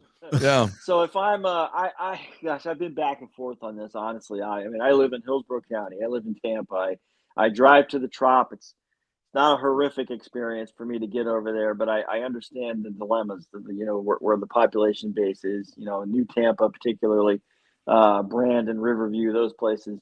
I get it. I understand the arguments, but I used to think back in the day, just get off your ass and go support this team. and now I've gone the other direction. I it's think just not happening. Hillsborough I've been won over by the Hillsborough approach, and so in 2019 I was curious to see what was going to happen after 2019, but it should be noted that the reason 2019 didn't work is not because Hillsborough County didn't have money. It's right. because Stu took his ball and went home. He didn't want to pay for his half of the stadium. That's the truth. And he's been the constant in all of this. So hopefully they figure out. Well, he's definitely being vilified, not unfairly for this for sure. But I tell you, this is, we had Ken Hagan on 2 days ago on the newscast, and I mean, he said all the right things to me. They're not going to interfere with process. The issue is if this does fall apart, when is the 17th, I guess, is the vote for the Pinellas County. Mm-hmm. And then when it flips over to 2025, things really doom and gloom in Pinellas. Yeah. So, laying in the weeds is the right thing to do. And I think that it's upon Hillsborough County Commissioners, Tampa Sports Authority, to have private conversations and get ready to go with a full package. And, be ready, and make this happen.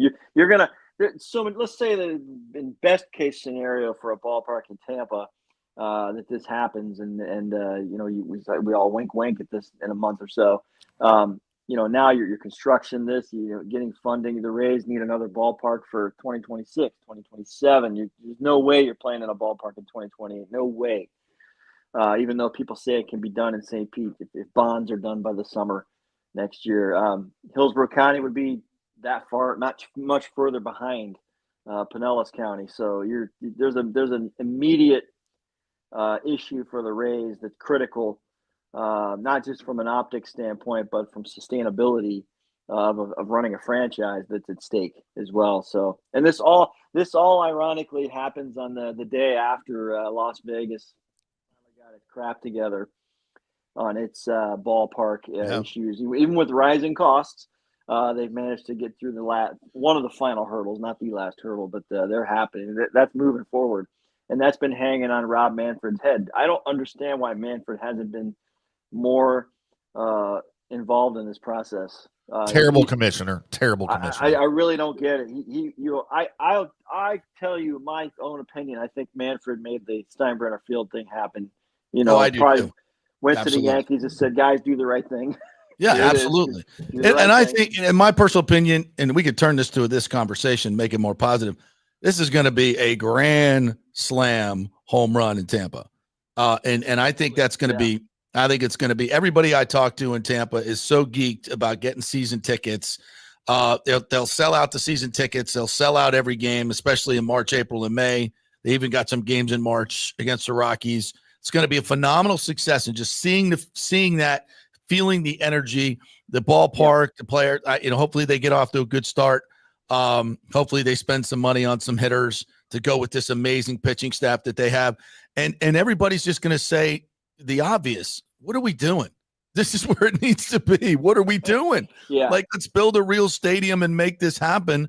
And I still got my sliding roof working right next to Raymond James Stadium. I fixed both of those things, man. I got an entertainment center in the middle, condos everywhere, paying for it. I got a sliding roof going over Ray J, and we fixed two birds with one stone, one over. It's done. I got it. I fixed it. There we go. I still think, and I've said it before here on JP's show and on my other shows, that this is going to give the residents of Tampa Bay a different viewpoint, a different experience of watching live baseball than what they've ever had. Yes. And it's only for the positive. By the time they're done with this, if the Rays play at Steinbrenner for 3 years, they may not want a roof on their new stadium. I mean, I get the weather thing, all right? I live in Dallas. I trust you. One, right? At least I get the weather, but dude, it's going to be such a fantastic experience for them to watch baseball at a park like Steinbrenner Field. Well, the old Farmer's Almanac may disagree with you. I know. Yeah. Well, yeah. Moves the schedule. This experiment of 69 games out of 103 on the road in the second half of the season is going to be interesting for sure. But no, I back to Manfred. There's nothing he could have done in that Alameda County. The same thing that's going on in Pinellas County. That's not his place. He can have an opinion, and he can put the opinion out on record. I just didn't think he twisted the arms of the Oakland A's enough Exactly. to force that, and I don't think he's doing enough as far as the Rays organization, as far as helping. He could put Stu in his place. Yes. He can. He's the Yeah. commissioner of the freaking league. It's his job. Yeah, exactly. And he does work for the owners, and Stu's an owner, but he works for all the owners. And all the owners want this freaking thing done so they can move on to expansion and stuff their pockets with $4 billion in expansion fees. Well, and right? now you've got two of these stupid things on your record now. Right. You already have two teams playing in minor league ballparks in the 2025 season, which is weird. Yeah. And this is on him, man. This is on him. This is his legacy. So I would argue that Steinbrenner is a better major league park than Tropicana Field. Fight me. I would say that it needs a little more capacity. You know why I'm spoiled on this? Yes. I have been into and everyone has their ballpark stories, but I have been in the Pirates ballpark up in Pittsburgh, and I'm like, man, if we could just pick this up, it's so nice. Transport it over. It is intimate. It's got the capacity that the Rays need. It's perfect for the Pirates. The Braves one too. Need. Yeah, Braves one is awesome. They don't need something that's cavernous. That's why Steinbrenner is so nice. If Steinbrenner just had another 9,000 seats somewhere, around the outfield, perhaps they could do that. You could actually call it home. So I don't know. It's the designs and all that stuff we'll see at some point here, but I don't know. It's just I can't believe we're sitting here at the end of 2024 talking about it, but I can't believe it. And I have to follow it, and I'm sick of it. You get paid to do it. We get paid. I am. Yeah. I'd much rather talk about the team itself. Right. But we just, it's so onerous. We have to. Where the hell are they going to play? That's the thing. I will give you a chance to talk about something on the field. Your Tampa Bay Buccaneers. I'm all nervous about this week. Like I'm going to be nervous about every game because the Bucs are so damn beat up. Mm-hmm. Tim seems to think this is going to be a walk in the park with the Raiders. Evan as well. So talk me off the cliff. Is this a New York Giants type of game or a Panthers type of game? Well, I think that let me go back to last week, because last week I predicted an absolute ambush. And you're 6.5 point favorites on the road. I don't know what it is about blue, and whenever you see it in those helmets for Carolina, you just, for some reason, the Bucs are just in for a freaking long ass work day of what is going on here against this stupid team. And by the way, Dave Canales is doing a great job. They're on the upswing. I was really impressed with Bryce Young. And they got to play the Panthers again. That's going to be no gimme here. Yep. I see this game. The circumstances are similar in that you're a 6.5 point favorite. You're expected to win, and I think they have now gone through that scare last week. Still knowing now moving forward here, there's no room for error. I think they come out and take care of business on Sunday. I really do. Even Bucky Irving's a little banged up. He's going to play. Surely he's going to play. Everybody's banged up. If he plays less, he plays less. But no, I think the Bucs are in a great spot to take care of business this weekend. Probably, if they're really not turning the ball over and this sort of thing, it could be a pretty substantial win. I hope you're correct. Yeah. And our Bolts last night put it on San Jose 8-1. Wasn't that crazy? Oh my God! It's like the first period. It was like wah, wah. So I thought somebody would sleep at the red light out front because that damn horn kept going off. It's like one right after another. Porter can't even announce the goals and an assist before they're scoring other goals. You know what he should have done last night? He should have, he's calling Hagel's first goal. He should have said, Brandon Hagel. Hang on a second. Brandon Hagel. He could have just done the play. Well, after he did the goal calls, he's like, it went over him. He's like, that's it for now. And then a minute and a half later, Gensel scored on the power play. 5-0 in the first. I'll tell you what, I didn't. We take this guy for granted, but what a settling presence Nick Paul has. coming back on the ice and getting him back together with the guys he's used to playing with. Sorelli, Hagel, and then everything else can kind of fill in after that. I know not having Nikita Kucherov right now is a huge factor, but there's an effect of things moving around. Like Cam Atkinson looks like he's coming into his own here, finally getting going. A lot of confidence. He was at practice 2 days ago. He skated up to Bob Hanson's camera up against the glass, big laugh.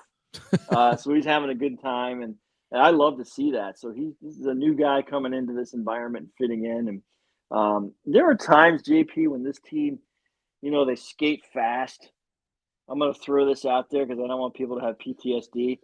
There are times when it's reminiscent of the 2019 team that could score 5, 6, 7 goals whenever it wanted to. Yep. And that's a beautiful thing. The one holdup, and Brian Ingblom on the broadcast mentioned this last night. The game tends to get a little bit open, sloppy on the lighting. Now it's fun to watch. It's for us, on the outside because it's fast and there's a lot of scoring chances. But the scoring chances are back and forth because the Lightning are forcing Vazzy to make some saves, and that happened last night as well. I mean, San Jose, not a good team, but they had some chances against Vazzy. Vazzy played well, so that's the reason it was so lopsided. But man, what a heck of a win. They need that boost. I want them to get, just when you think things are steady, you get that clunker. They have a clunker, yeah. Stars game a couple of weeks ago was just just flat. And they got to get away from that. They need to be consistent. Well, that's because I wasn't there. I was on a cruise, and they there you go. Yeah, so didn't have their usual pregame talk that I give them on the Jumbotron. That's what happened there. Taking those Cuban cigars on international waters, are you? Oh, and the Cuban rum. Don't forget about that Havana Club on ice, 4 lemons. Woo. Exactly. For free, by the way. Well, and all you do is just put your little band up. There. Yeah, give me one of those. Already been paid for. I went on a 7-day cruise once, right? And they slipped the bill. They put the bill under your door on the last night, to check out. And I look at this thing and I'm like, there's no way. I did not have 44 rum runners. There's no way. Oh, yes, you did. Then I started thinking about That's why you pay for them ahead of time, bro, in bulk. Yeah. I go, 44. That's probably being generous on my tab. It's probably being generous. Yeah, no, we pay for that stuff up front. You just want to just get it out of the way. But the problem with that is now you feel like you got to get your money's worth, and you're just like, there's guys like there's somebody waiting on your hand and foot every minute. It's like, you want another one? I'm like, I'm not paying. I've already paid for it. Yeah, sure. Yeah, sure. Yeah, sure. Keep them going. Keep them coming. That's why people at country clubs this time of year can't get reservations at their own club to eat, because everybody's got to pay that tab. They got to get my fulfillment. I'm $3,000 short on my alcohol. I gotta go. All right, partner. Thank you for your time as always. We'll see you on Sunday at Buccaneers. Hopefully they'll take care of the Raiders and won't be screwing around. So, what do you guys got coming up this week on News Channel 8?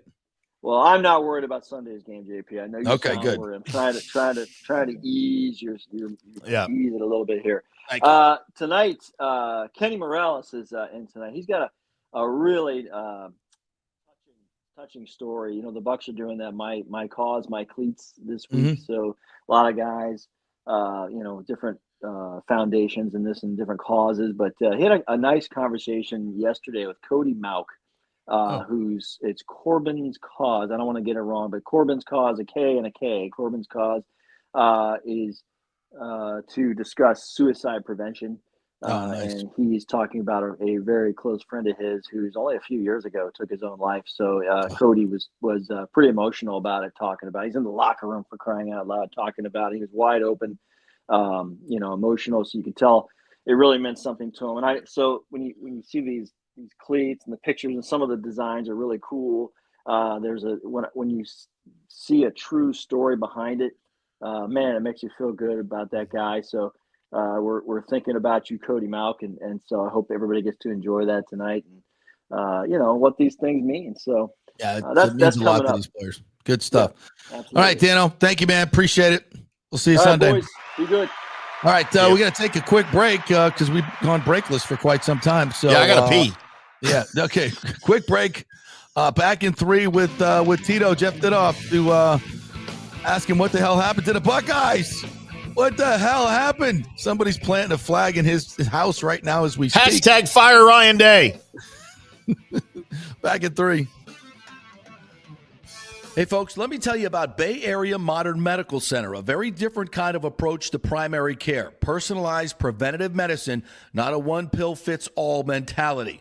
Christopher Lugo and his experienced medical staff are proactive in looking at issues before they become a problem, encouraging a healthy lifestyle with proper diet, supplements, and exercise to optimize your active lifestyle. Rather than the impersonal, rushed approach, you will be the only patient and will have our full attention. That's new. Getting old is inevitable, but feeling and looking old is avoidable. Bay Area Modern Medical Centers are experts in anti-aging regenerative medicine that optimizes your body's performance in many areas. So call for an appointment to get started on a journey back to full health and a happy life with a new, modern way of healthcare. Call 844-977-3477 or go to BAMMC.com. That's 844-977-3477 or BAMMC.com. Hey, JP here for the Gold and Diamond Source. There's been a lot of talk about lab-grown diamonds. Oh, they're just like the real thing. No, they're not. They're not the real thing. They're lab-grown. They're fake. You want to give your honey a fake diamond? Not a good way to start off the relationship, folks. Take my word for it. Get the real thing, and no place better to shop than the Gold and Diamond Source. And remember, if you shop anywhere else, you don't know if it's real. You don't know what you're buying. The Gold and Diamond Source has been in business for over 40 years. Julie and Steve Weintraub, great benefactors in our community. You know it's real. It's the only place to shop. And if you're planning to purchase for the holidays, don't forget to take advantage of our layaway offer at the Gold and Diamond Source. You can reserve your favorite piece now and pay in easy installments, making your holiday shopping stress-free. As always, we offer up to 5 years interest-free financing for just $84 a month when you finance $5,000. It's the only place to shop for the holidays. It's the Golden Diamond Source, 3800 Ulmerton Road, always online at thegoldendiamondsource.com. Hey Tampa Bay sports fans, this is two-time LPGA major champion Jane Geddes here. After winning the US Open and 10 other LPGA events, I wanted to try something completely different. So I came right off the top turnbuckle and landed in the crazy world of WWE. And yes, you heard that right. That's WWE. Working for the Vince McMahon as the VP of Talent Relations for the company. Now, though, I want to work for you. Everything I've done in my life, I've done with incredible passion. And now I've turned my focus to leading the best real estate team in Tampa Bay, the Geddes Gordon Group with Keller Williams in South Tampa. If you're looking for a new home, an investment property, or looking to sell your current home, we will give you major championship level service. When you choose Geddes Gordon Group, you become part of our inner circle, like family. So if you're looking for a few golf tips or a golf course view, we're going to stripe it right down the fairway. Call me at 813-485-6808 or go to gettysgordongroup.com, or again, give me a ring at 813-485-6808. Let's go! Right now. Back to the show on FanStream Sports. All right, welcome back to the JP Peterson Show here, brought to you by the great folks at the Gold and Diamond Source. Julie and Steve Weintraub and our staff are waiting for you over there to come spend that Christmas shopping money. Hopefully you got in on the Black Friday BOGO gift cards. They got some great specials going on for the holidays. So head on over to the Gold and Diamond Source. If you're thinking about getting that special ring and pop into question like I did last year, get on over there because you can trust them. They give you the best selection, the best service, but also you know what you're buying. Cut, clarity. People can tell you it's one thing, but is it really that? Do you know? Well, you know if you shop at the Gold and Diamond Source because they've been there for 40 years. So it's very important that you go someplace where you trust it, and it's local. It's the Gold and Diamond Source, 3800 Ulmerton Road, always online at thegoldendiamondsource.com. All right, let's bring him in. BOGO, baby, BOGO. BOGO, baby. Why don't you go ahead and introduce Jeff Thidoff here? I think you'll have a nice little spice to this, my friend Tim. What do you got? Ladies and gentlemen, joining the JP Peterson Show right now on our airwaves, JP. It is the relentless. It is the sometimes predictable host of the Buckeyes Daily Blitz podcast right here on FanStream Sports. And he issued a very compassionate episode yesterday to me that I cut up and put out there for you guys to enjoy about Ryan Day. As apparently the whole world wants to fire Ryan Day, who's what, 66-10? Coach of the year. 66-10, yes. 66-10, and they want to fire him because he can't beat Michigan. What kind of bull crap is that? Listen, first of all, Tim, I want to commend you. When you just turned your camera a little bit to 2 degrees, you look a lot better now. It's very impressive. The slight twist you did on the camera makes a huge difference. Whatever it was. Anyway, now, Dan in the last segment, I listened to that, and he talked about, mental health advocacy and things like that. He spoke about suicide. And before we get into the Ryan Day stuff, I want to tell you something. Before we get into the game, Ryan Day's dad committed suicide when Ryan was 9 years old. Oh my God. And he has made it like a huge priority for him and his wife. They've donated a lot of money, a lot of time to raise awareness about mental health advocacy and the importance of that. They've done so many great things in the community. I'm not saying that's why you keep Ryan Day as your head coach, but I'm saying that something like that, someone who's that important in the community and is so selfless there, it's got to figure into the equation a little bit. Ryan Day is 47-1 against non-Michigan Big Ten teams. That's his record. 66-10. This is the 4th time in 6 seasons he's made the playoffs. And I don't know what it's like for you in Texas or for you in Florida, but in Ohio State, I will tell you, there are 2 kinds of fans. There are Buckeye fans. There are Buckeye goobers. Buckeye goobers are like, I don't care. I don't care if we go 1-11 as long as we beat Michigan. Or I don't care. It's stupid. It makes no sense. I say to people, would you rather be Michigan and be 7-5? Michigan right now is 7-5, playing against MAC 4 on December 19th in a bowl game. I don't care. Anyway, would you be that or be 10-2 with a loss to Michigan and have a chance to compete for the national championship? And I put a poll on Twitter. Most people said 7-5 with the win against Michigan, and that is idiotic. Crazy. That's stupid. That is stupid.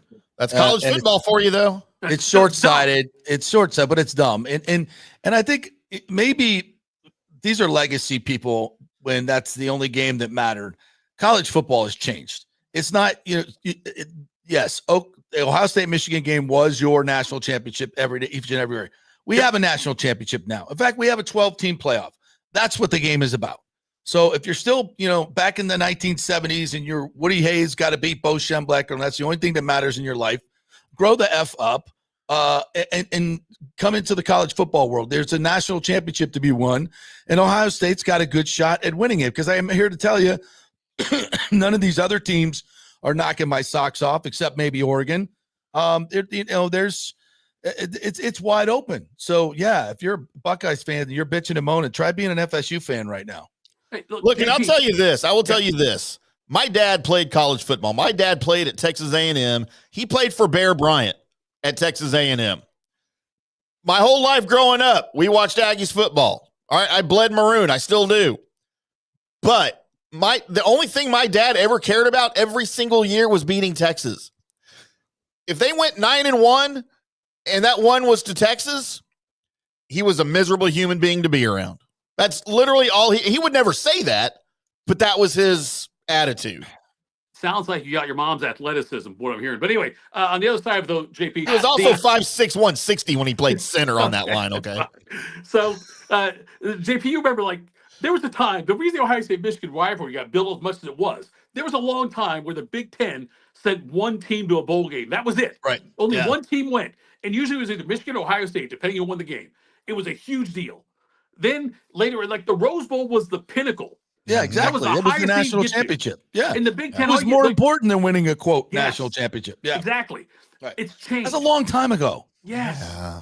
So I still, like Tim said, I still bleed scarlet and gray. I hate losing to Michigan.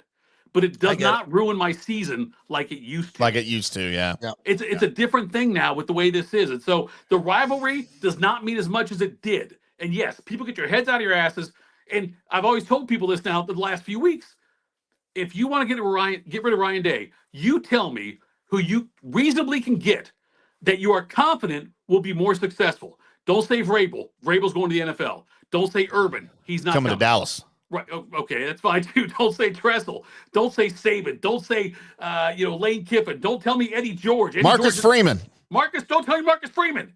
I don't think he's an upgrade. Don't tell me these guys are upgrades. I don't either. And 47-1 is pretty strong. Yes. That's pretty strong. The Michigan losses suck. But yeah. 66-10, playoffs 4 times in 6 years. The other ones were doing 14 playoff. You know what I mean? Like 3 out of 5 in a 14 playoff. That's a record that if you want to crap on that, you know what? You deserve 7-5 for the next 10 years, and that's what you're going to get.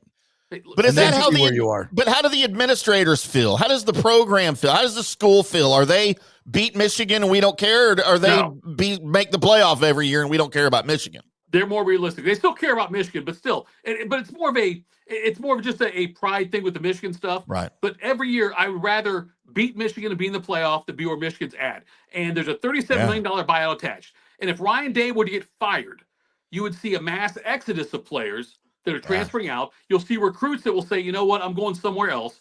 And all of a sudden, we're where Gary Gibbs was at Oklahoma, where Brady Hoke was at Michigan or whatever. We're like, you guys have seen it. There's been bad mediocre.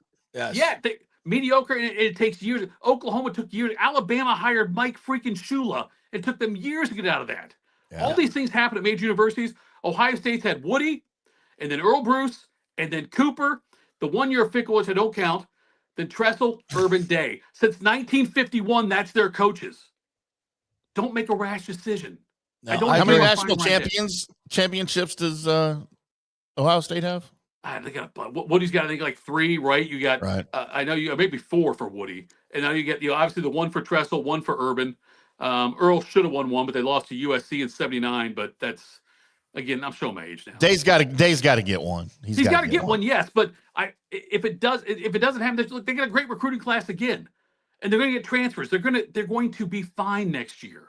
It's going to be fine. People need to stop panicking about this. Fire him because he's lost 4 to Michigan. It sucks. I get that. You're in the playoff. You're going to host a first-round playoff game. Shut up. All right, so we bring you on here to talk about fantasy football, right? Sure. Yep. I guess. I don't know. I'm all pissed off now, but go ahead. Yeah, I know. So I got kind of a big game this week against the great John Smoltz, Hall of Famer. It's for the division title and quite frankly, probably the league title. And the experts seem to think that I have a 75% chance of winning. Here's my lineup. Baker Mayfield going against the Raiders. Okay. Saquon Barkley going against the worst rush defense, trying to set the all-time season record, which he might set this week against Carolina. Tony Pollard against Jacksonville's awful defense. Jamar Chase had to pick up Elijah Moore because for some reason we have bye weeks in week 14, and I can't start Terry McLaurin and Nico Collins, who I have on my bench because they're both on byes. Freaking pissed me off. Look, any leagues that start playoffs in week 14 this year are stupid. They shouldn't do that. It's got to be start week 15. Yeah, I agree.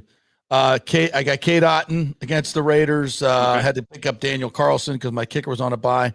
And I went and got the Saints defense that was still available playing against the Giants this weekend. So I like that. I like that lineup. Yeah, I like that lineup too. Smolty texted me and told me not to give you advice, just so you know. Not to okay, good. But he don't need it because he beats me every time. It doesn't matter who he has. Glavin and Maddox also sent me text saying not to help you out. But anyway, so yeah, I like your lineup. What did Bobby Cox say? I don't want to kill him. Is Bobby Cox still alive? I don't want to kill him. I don't want to see him alive. He's got Brock Purdy, James Conner, Kenneth Walker III, George Pickens. Amon-Ra St. Brown only got 7.5 points that last night. Yeah. Thank God. He's still alive. We're good. Dawson Knox, Groupie's the kicker, and then the Vikings defense against Atlanta this week. So I like my chances. I like my chances. I shouldn't say that, but I like my chances. No, I like your chances too. I think that's an accurate thing, the 75% chance thing. And actually also a point now where you should start looking at, if you're in the playoffs or getting ready to go into the playoffs, start looking at the week 15, week 16 matchups for other positions, like a defense, for example. Like Atlanta's defense has a couple of nice matchups coming up. That's like you look at things and try to decide, what do I want to do if I'm going to win this week? So in your situation with your that's what I did with the Saints defense. That was all matchup. Yeah, it's all matchup. I'll match them on that. If you can get ahead of the game and look at it and see who's going to be playing where. The Week 14 bye weeks things, and I'm a couple of teams I run. I've run into that problem. I got one guy I'm working with that's got Joe Mixon and Nico Collins on his team. He misses both those guys this week and will probably lose in the first round of the playoffs just because of the way they're doing it, which is stupid. But play weeks 15, 16, 17, whatever the playoffs. Week 14 should not be the start of your playoffs. Well, we're not in the playoffs, but it's just he's 10-4 or 10-3, and I'm 9-4. So the winner of this is going to win the division. So okay, well, that's different then. But still, I like your chances. But I'm just saying, I'm in a couple leagues where the playoffs are starting this week, and that's the part that as somebody who I take fantasy football commissioner role way too seriously. Like in a couple leagues that I run, like I am Iron Fist. I am looking at things, schedules like in August and trying to figure out all these things. Every scenario I come up with, I'm like Billy Martin. Billy Martin as a manager used to think about what other people thinks he might be thinking and how to combat that. That's the way in fantasy football as a commissioner, I do those things. I look at this is worst case, but this other guy might do this. I've got to make sure I have this in place to make sure he doesn't do that. That's the way it is. So I like your chance against Smoltz, though. I think that's great. And I think you ought to put something on the line. Like I'm sure you've got some kind of like local award you've won or regional award you've won. Put that up against a Cy Young. Yeah. Or some kind of, just do that. Like do something. One of my many Edward R. Murrow awards. There we go. I could for the Cy. Yeah, that's equal, right? Just do that. Just say, if I win, I get this. If you win, you get this. Yeah. I think that's fair. All right, we'll hit him with that. Yeah. He'll be here next week playing in this celebrity golf matchup. It's a new thing called the Pro Cup.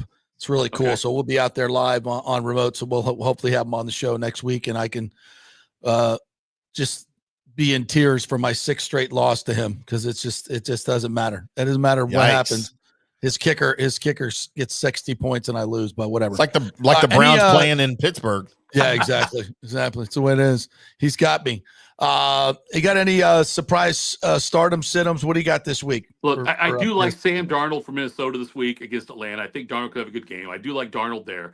I certainly like. Look, Tua Tagovailoa has played really well since coming back, and they've got the Jets this week. I don't know what to expect from this Jets defense if they're going to be that good. Gardner's out, right? What's that? Gardner's out, right, for the Jets? Gardner's. I don't know if he's officially out yet, but it looks like he's not going to play. Yeah, is what everything I've read. So yeah, I certainly would stay away as far as. So I think Tua could have a big game there. Other guys I like. Look, I do like Kyren Williams for the Rams, but if I'm in a league where I've got Kyren Williams, and if I've already secured a playoff spot, I would pick up Blake Corum just as insurance in case they decide if the Rams start to fall out of it, or if Kyren, who never plays a full season anyway, gets hurt. Breece Hall's a good one to grab. I do love the Pollard play for Tennessee against Jacksonville. I know Jacksonville also on the other side of things. I picked up Tennessee's defense for quite a few leagues because they're going against Mac Jones. And I don't know what Mac Jones. I know Mac Jones was decent last week, but I'm not sure if you can count on him every week going forward. The question about the golf tournament too, is Gerb playing in that, Tim? No, he's not. No. Well, I didn't give him permission this time. Okay, we've started a campaign in Columbus, by the way. The 50th, I think it's the 50th. U.S. Senior Open is going to be here at Scioto Country Club in Columbus in a couple of years when Tiger turns 50. And I keep making the push. Tiger might play. Granted, he might not.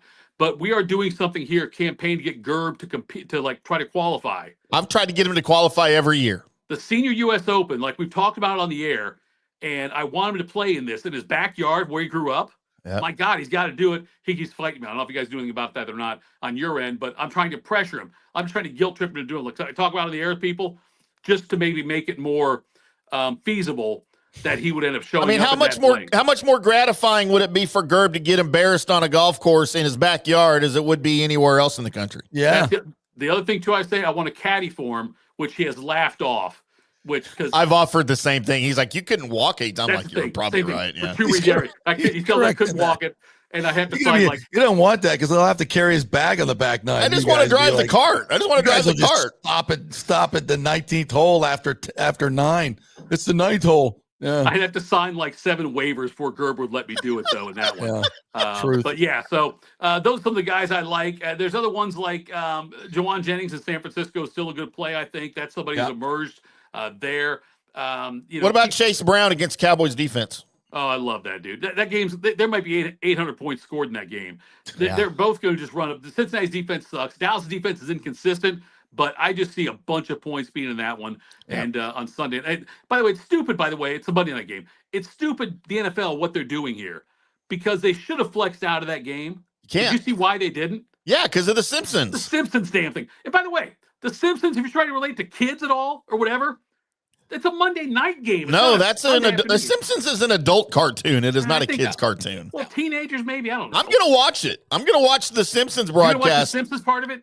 and I gotta What cover is the the- game. Like I gotta write about the game, and I'm watching What's the Simpsons part. broadcast? I'm out of They're the loop doing on like this. they're gonna have. You remember how Nickelodeon did like the alternate? Oh, right, broadcast right. Before? This will be an alternate broadcast on another station where it's like Simpsons animation. It's gonna be on And they Disney spent- Plus and on Yeah. ESPN Plus. They spent so much money doing the animation ahead of time to get ready for this. They decided, even though the Bengals and Cowboys both suck, we can't flex out of it because we spent so much money on animation already. They will never flex the Cowboys out of a Monday night football game. I don't care if they're winless on the season. That will never happen. Yes, I'm not saying it Agreed. shouldn't. I'm just Right. saying from a marketing standpoint in the NFL, they will never do that to the Cowboys. All right, partner. Good stuff as always. Appreciate you. Hey, Somebody no go video plant glitches. No video glitches. This was great. That was good today. somebody It go was good today. plant a flag in your backyard or something with a big M. It'd be great. Ah. Be awesome. All All right, Guys, thanks, have partner. a great weekend. Appreciate it. All right, we'll see you. We'll take one more break and we'll come back on the other side. And we got picks this week. No, we I- have I picks just- this week. I was just crushing you so much you just gave up. Is that what happened? I forgot because we didn't do last week and I forgot. Okay. All right, we're brought to you by the great folks at Cafe Paradiso. Go see my good friend Paolo Tini over there. Number 3 restaurant in the Open Table Top 10. Traditional Italian. It's marvelous. Prego. Absolutely. I love it. Right there on South McDill. Go get some lasagna or some of that great veal parmesan and all the Italian dishes. The branzino. The other stuff that he says. The in lump that ad, crab too. and Lump linguine crab or whatever and it is. linguine. Yeah. It's fantastic. A nice bottle of wine at Oh. Cafe Paradiso. You'll see all the superstars there, by the way, Us. hanging out in the back. Yeah, absolutely. Kissing the ring. Got to go in there and kiss the Godfather's ring. You do. All right, Cafe Paradiso right there on South McDill. Back at 3. Old Hurricane Helene put a hurting on Tampa Bay, and for many of you, the rebuild will be a long process. You must beware of unscrupulous contractors offering up quick fixes for incredible prices. It's a scam. So go with long-standing reputable companies like Third Generation Plumbing and AC. My friend John Rodriguez has been serving Tampa Bay since 1995 with hundreds of 5-star reviews. If you need a new AC system or any home repairs from Helene, they will work with insurance companies to get you taken care of quickly, expertly installed, of course, and a 1-year maintenance plan and 10-year warranty included on all AC units. 0% financing for 60 months.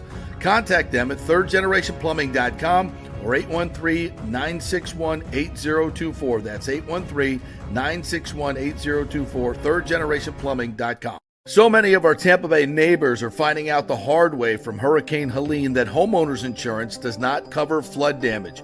You must have flood insurance. It's a separate policy. Immediately call Italiano Insurance at 813-877-7799, and they will shop around to find the best policy before rates go up. Lock it in.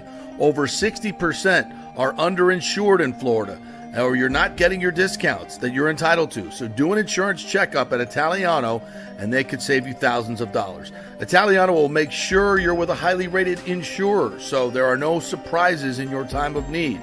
Our hearts go out to all our neighbors devastated by Helene. These are the times we're proud to protect all the pieces of your life. Italiano Insurance, 813-877-7799. Hey, it's football season, and we welcome back the Gator Report every Monday and Friday, sponsored by the Jeeves Law Group, Jeeves lawgroup.com. Just go to the website.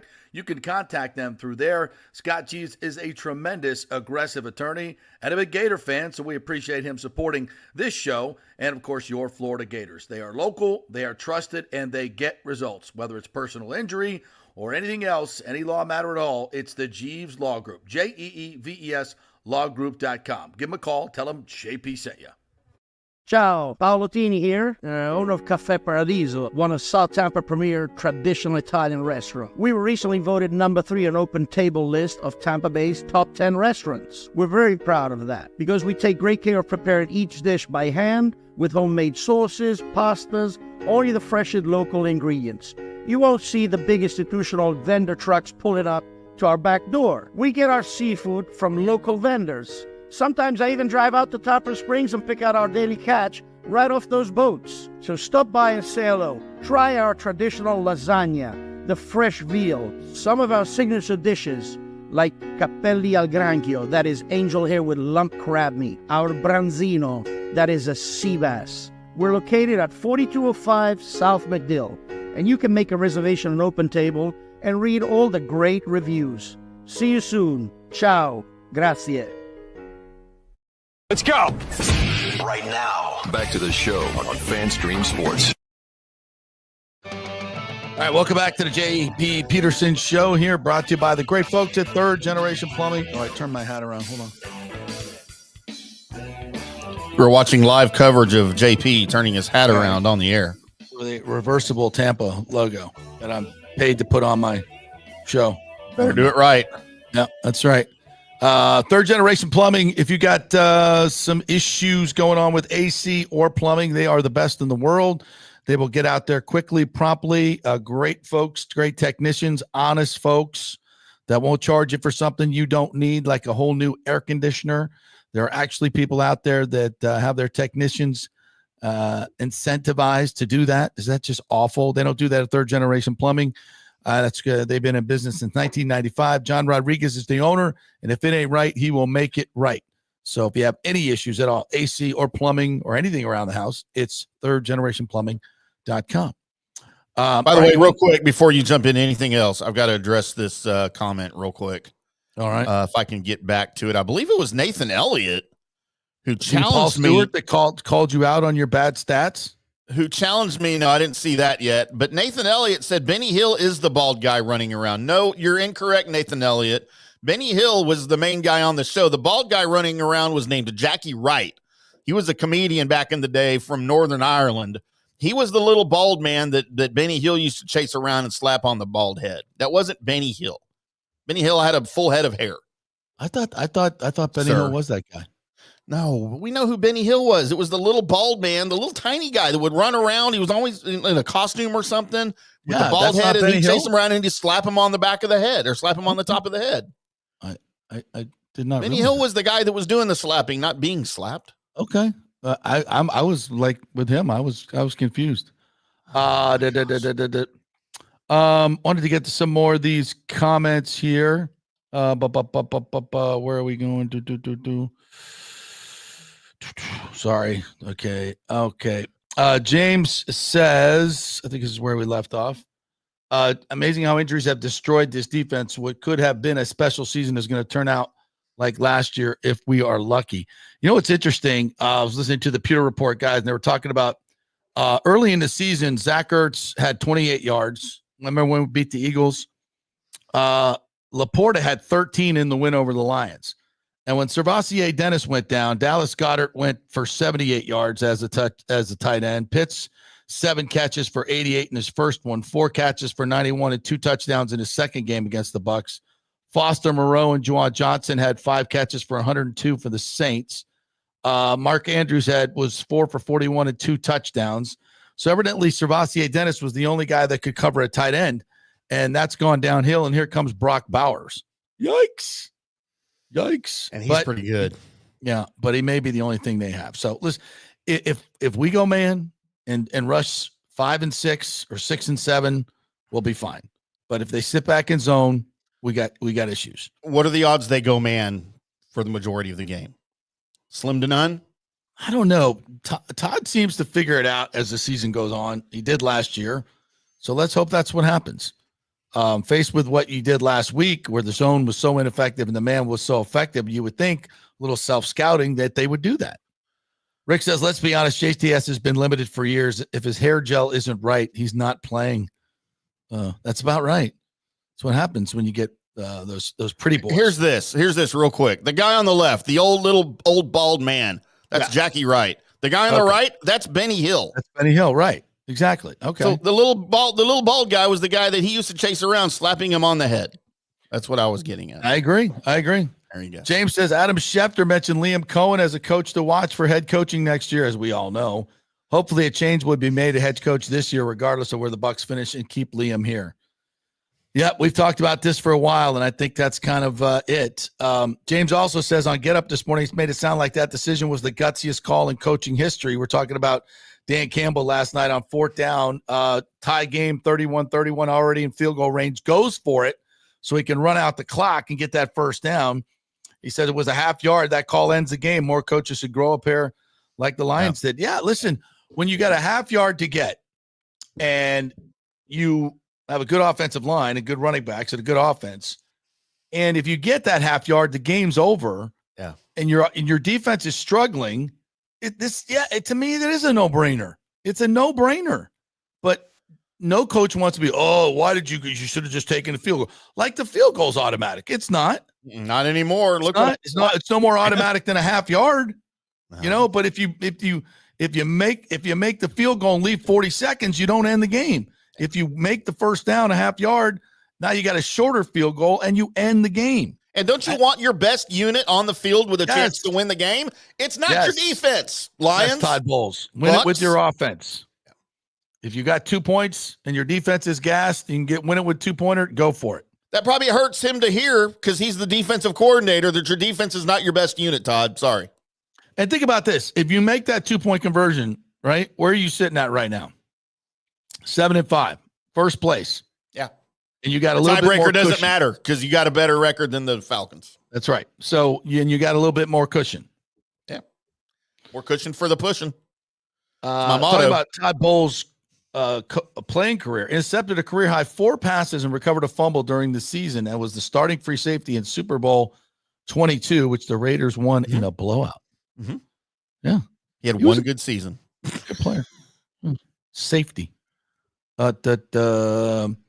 Yeezy says the Raiders don't need a game plan for Tampa. Just get Brock in the middle of the field in the what? Into the great wide open. Yes, that's the new Tampa defense. It will take you to the promised land, Yeezy. I hope you're wrong, but you might be right. Christopher Cole, good morning to you. Says Bowles' system is confusing to his own players. It seems so. And Paul Stewart, when he saw the 4 horsemen of the apocalypse, of the media apocalypse, Evan, Dan, Tim, and JP. Yes, it was, Paul. Terrifying sight on screen. Yes, Tom points out the most obvious thing ever that nobody ever talks about anymore with the St. Pete Stadium. It's a failed location. Nobody ever talks about that anymore. By the way, you know what we don't talk about enough?